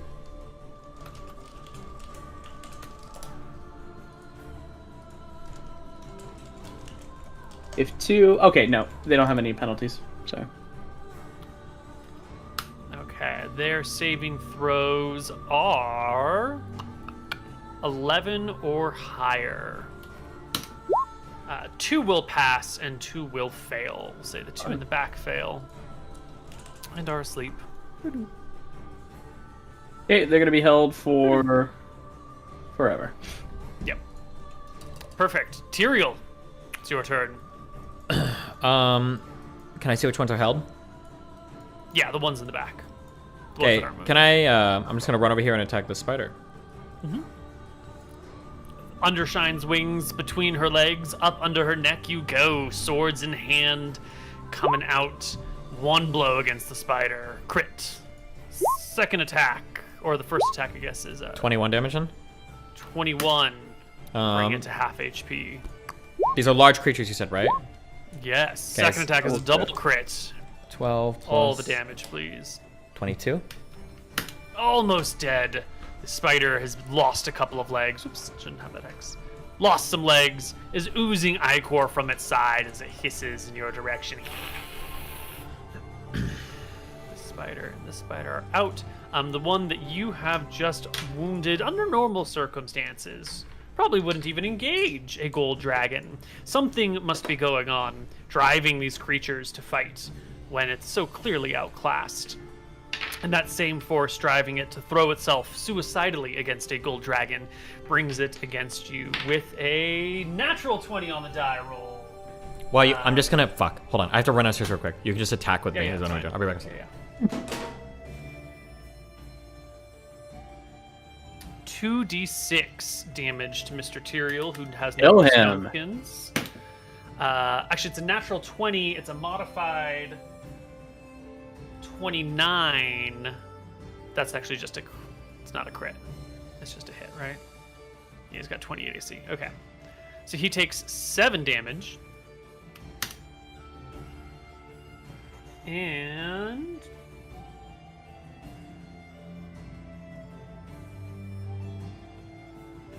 Give it to him. When bitten, the victim must make a successful saving throw versus poison with a penalty of -2 or fall into a coma for 2d4 turns. Imric, since you are not doing anything, would you make me a saving throw versus poison for Tyrael? Why can't... Oh, he's not there. I can't do that. I can't. I'm sorry. I can't do it. I can't do it. Because I want to do it. I'm gonna fail. Obviously, I'll fail, and then it'll be my fault. Have you no courage, man? Chin up, Englishman. Okay, fine. I'll doing it. But if I fail, Lieutenant Bridgerton would be so upset with you for not doing this. it's Neal's fault, chat. If I fail, okay, it's not my fault. It's Neal's fault. Coward. Okay, that's gonna be a pass. I pass, yeah. Yeah. Save versus poison, paralyzation, death magic. Yeah, he's probably got really good saves. Let's find out. Ooh, 8. that was close. This is natural. Okay, yeah, he's good. It's all good. Tyrael, you've been bitten by a giant spider, but Nick passed your poison save, so it's okay. Thank you, Nick. Are we at the end of the initiative then? No, last spider to go, and then Shine. This one comes right up to her and is going to try and bite her. 1d20 plus 9. 14 is no good. Shine will take her turn. 1d20 plus 20. Bite. I'm sorry, claw, bite. Is always the order. The first one will hit this spider for 1d10 plus 9, doing 19. Good job, Shine. Second one is a single crit for 2d10 plus 9. It's 22. And then the bite will kill the spider. And we can roll initiative. Oh, wait. Second attack, right? Correct. 23 hit? Yep. Excellent. You can dispatch the beast without any problem. Cool. Okay. Okay. And the other ones are held, and you can just walk over and crush them and kill them. Oh, cool. As you go, though, Tyrael, to take a look at these spiders, you will see that there is a 6th spider deep in the background, out the back of the tunnel, not having come in all the way. This one is a little bit bigger than the others. You know, not really, just a smidge. But instead of the long gangly legs and the furry body, the spider that you see back here has a sleek, hairy black body with brown stripes, and its legs have bony plates with sharp, raised ridges that cut like swords. But this spider doesn't come in. This spider sort of hangs out at the back, and when it sees you dispatching the other held creatures that aren't even resisting, it scurries away and scrambles up a tree, one of these giant sequoia trees, and like starts to wrap around the backside, and you lose it, and it comes back, and it just continues to crawl up into the heights of the tree. This one, unlike the others, seems to be able to choose not to participate in this battle. Is that worth noting, or? I mean, I'll communicate it to Shine and lure? Anton, but yeah, I don't know if it's like a leader spider or if it's coordinating people or what. Okay. Don't know. Does Shine We have don't any seem insight or concerned no? about it. No. Yes, she has insight. Her insight is that the denizens of these woods, close to the brambles, seem to be enslaved to the green dragon. Creatures like this would never throw themselves knowingly against something of my size. That one there must be smarter, must be controlled more directly. Kind of odd. How much time has passed since Imric was Half an hour. slept? Still half an hour. Well, what should we do? I could go out and Keep chase packing. it, but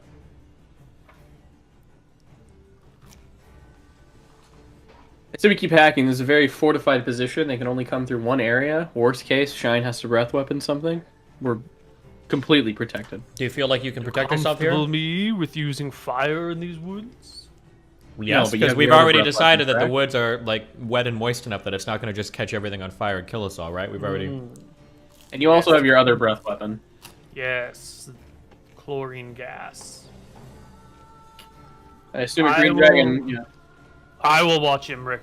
You continue to excavate the brambles, she says. You can continue the excavation.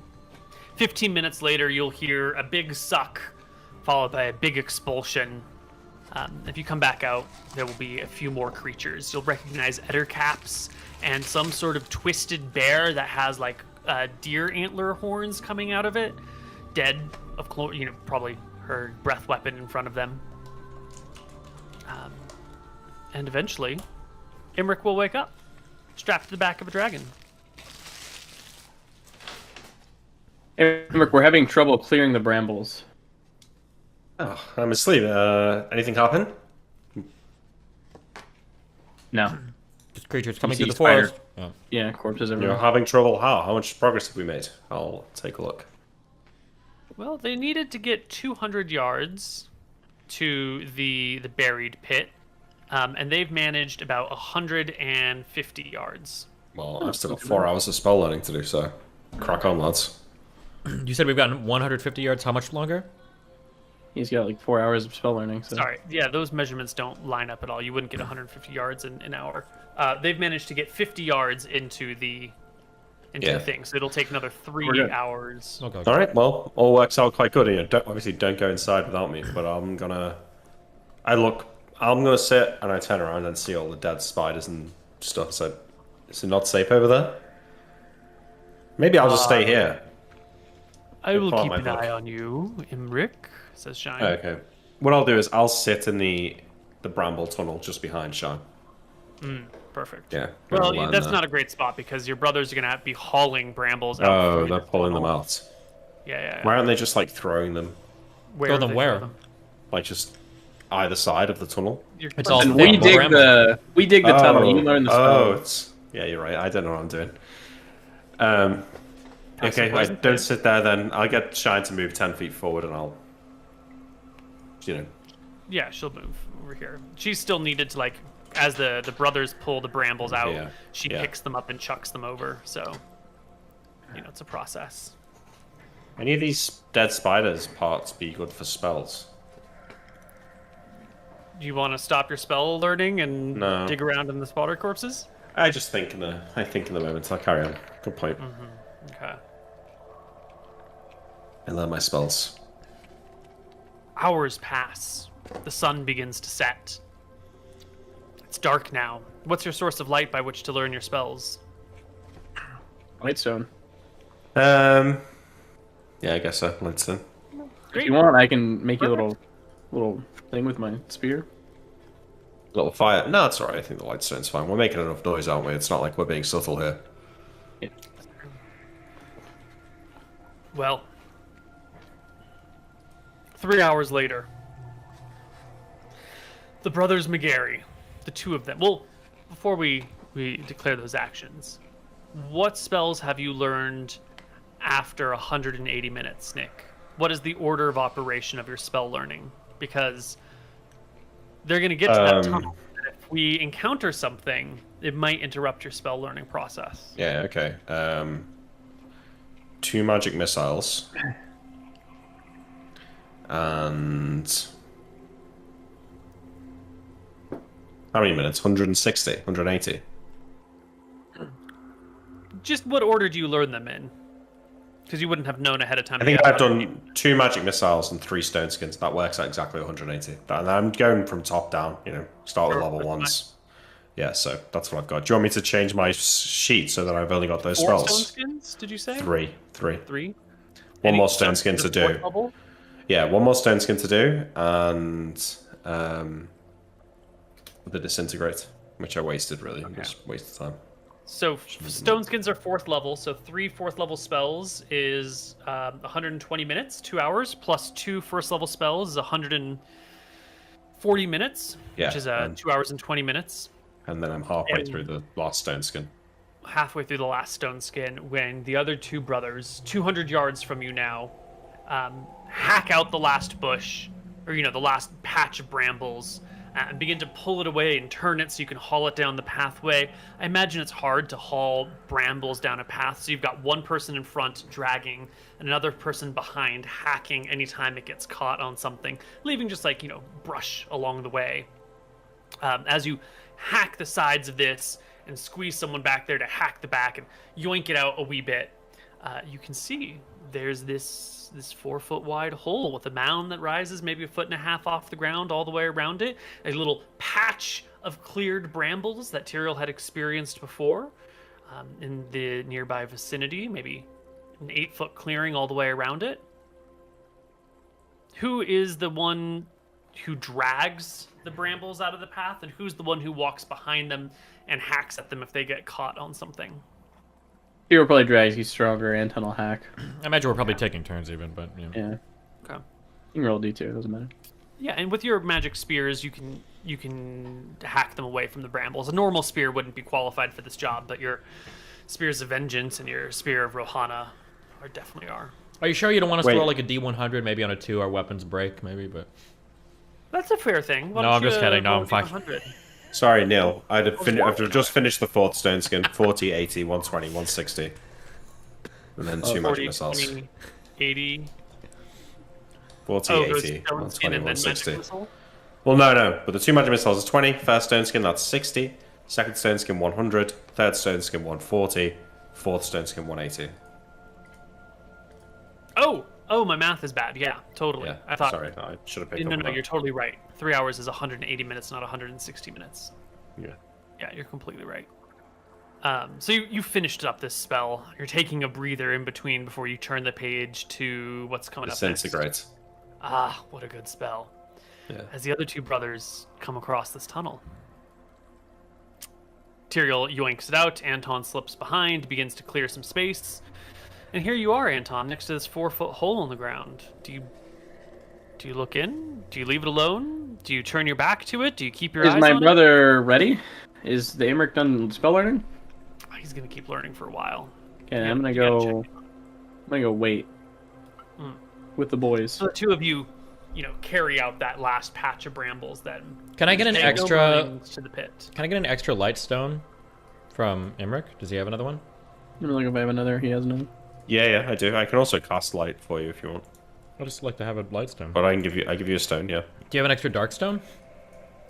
Well, I have 1 of each, so I can give you both of mine, and then I won't have them, but that's okay. You make more use of them than me, so yeah. Cool. Okay. Yeah, I will remove mine. And one of me Chiefs. We wait till Emmerich's ready and Shine's ready. Yeah. You clear the hole. You head back out. Shine tosses the brambles. You look to Emmerich. Emmerich is still working on learning more spells. Just one more spell to go, guys, but it's the longest one. About an hour. That's fine. We're probably gonna sit down for a sec, catch our breath after hacking everything apart. It's fine.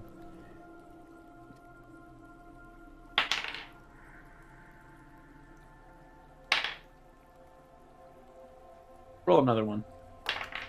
Yeah, it's good. Oh, actually, I've got another prying eye spell to learn. Maybe I won't learn that. Although I could send them down the lair and scout it. Have they scouted anything so far? They will have never come back. I think the duration would have lapsed without them returning. Because they never saw the dragon, right? Mm-hmm. Correct. So I'm going to need to add another 50 minutes on Neal. Okay. Yeah. Well, it's dark now. You're all sitting within the confines of the light stone. Shine's keeping an eye out for possible creatures coming. Sort of like that same distant music you heard earlier, some sort of flute and drum. Not in the direction of the lair, but back the other way. Do we still pay it no heed? Can I guess using my thief listening skills, can I pick out any more details or something? Yeah, make me a detect noise check, please. Yeah. This is very clearly a melancholy medley? No. Melody? Melody, thank you. A melancholy medley. Melody. God, tongue twisters. It reminds, it's sort of just a remorseful remembrance, sort of thinking back to former days. It doesn't seem to have any lyrics to it. It's not a song that you've heard before. But you can sort of catch the tune a little bit. Would you roll me a d20, Stephen? Sure thing, Neal. Charmed lol. Mm-hmm. Yeah, that's it. That's all you got for it. You Really? can make out enough of the notes that you could conceivably recreate this if your character had a musical proficiency. Okay. I think otherwise we're just sitting here. Yeah, we're not doing anything. Okay. A few minutes later, the melody's still there. You can still hear it. Is it getting closer or? No, Okay. it doesn't seem to be coming or going at all. But there's another sound that you're able to pick up with that thief skills check. There's a sound of brambles moving slowly and carefully. Sort of like a click, click. Can you tell the direction? Yeah, it's definitely coming from the direction of Scoria's lair. Scoria's lair or? Zarathus's lair. Like from down the hole or? Yeah, back that tunnel that you've been digging. You turn around to face it, but it's just dark. It's outside of the range of your lightstone, whatever it is. Shine breath weapon up. Shall I set fire to it all? Use your gas attack. Jeez. Why are you so destructive?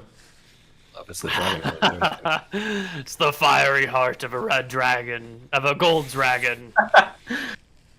I can use my light staff. My one of my staffs has unlimited castings of light, you're so busy. You're fucking busy. Well, no, hang on though. But hang on, I am busy. But if I feel like something's coming towards us, I think it's worth. I'm not gonna. Would I completely lose the progress on the spell and have to start? Yeah, just keep doing your thing. We're fine. We're looking after you. Okay? Yeah, we That's got fine. time. Okay, well, just want to make sure it's not the dragon. I'm gonna Go tie back to that your rope spell, around Henry. my lightstone again. The bind. I'll say bind to tie it, and then I'll throw the lightstone forward. The rope is 40 feet. Do I see anything out there? Oh, you totally do. From the edge of your vision, you can see what appears to be a swarm of giant ants. Mostly soldier ants, probably a few workers mixed in there as well. And there's got to be maybe like 20 or 30 of these things all like crowded around. Most of them are just coming straight down that path. Some of them are crawling on the side, some of them are crawling on the top. Does Anton? Yes? Wait, does Anton have the shield that you bury in the ground and then gets huge? No, We not never anymore. got that. I don't have it on me, I don't think. Oh, maybe I do, I don't remember. Let me look. Shine breath weapon though. Shine cranes her head around, unleashes. Well, wait. Before she does that, like she holds it in. Yeah, perhaps we should fight a bit, and then once the hall is completely congested, because we don't want to use this right away if there's like 1,000 more on the other end, right? We probably want to wait until the last minute when we need to. She gets these all the time, no? I can do it once every 3 rounds. Go. Okay, fine. Fuck it. She belches gas. The spider, the ants all twist and twerk, ending up on their backsides, legs spasming in the air, each and every one of them dead. Cool. Dumb fucks. And then... yeah, I only have the magic slow shield right now. Okay. A few hours later, well into night by now, Mm-hmm. Imric finishes memorizing his last spell. Finally. Good job.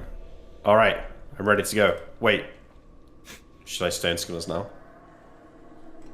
Probably. Yeah, okay. Stand back. We'll stone skin everyone. Okay. Well, as I understand it, we have a hard out in like 10 minutes. Yeah, about that, yeah. Let me tell you what I'm going to do, and then we can end just before I do that, okay? Okay. I'm going to go to the edge of the hole. Right, I'm going to cast Prying Eyes. Whilst they're just circling me for now, I'm going to take out my light stuff, and I'm going to cast light on every single eye. Wait, would that stop them seeing? I think it's unlimited, I think.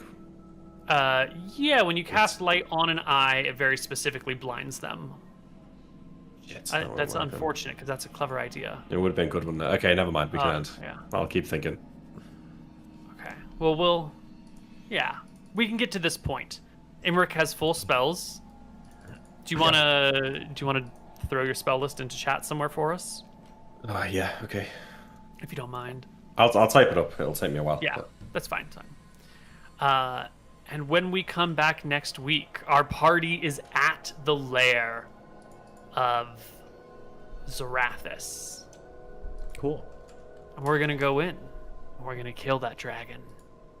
And you're gonna take her stuff. Take her and then shit. you're gonna go fight Scoria. Absolutely true. Normal time next week, I think, yeah? Yep. Works for me. Normal day, normal time. Yep. Do we got Fine for me. questions? Yep, we have 3 of them. Great. Nice.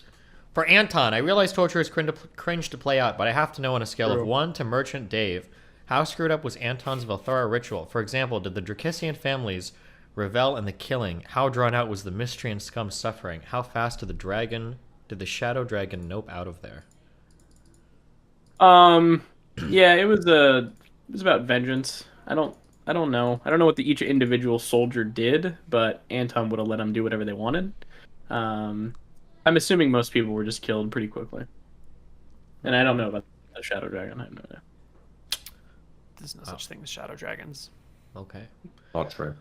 Do magic items resize to fit the wearer at least a little bit? If yes, what would Anton think about setting up Velthara's future weapon for success? At the moment of birth, give the baby the Circlet of Wisdom, Constitution Amulet, and Belt of Giant Strength. High Wisdom, Con, and Strength. Perfect weapons for Velthara and could start as soon as possible. Could be a cool hard mode if you feel like things might be too easy and seem on character for the harsh and zealous Anton. Do magic weapons resize? Yeah, things will fit you perfectly somehow. What is an But you couldn't 18 get, wisdom baby like?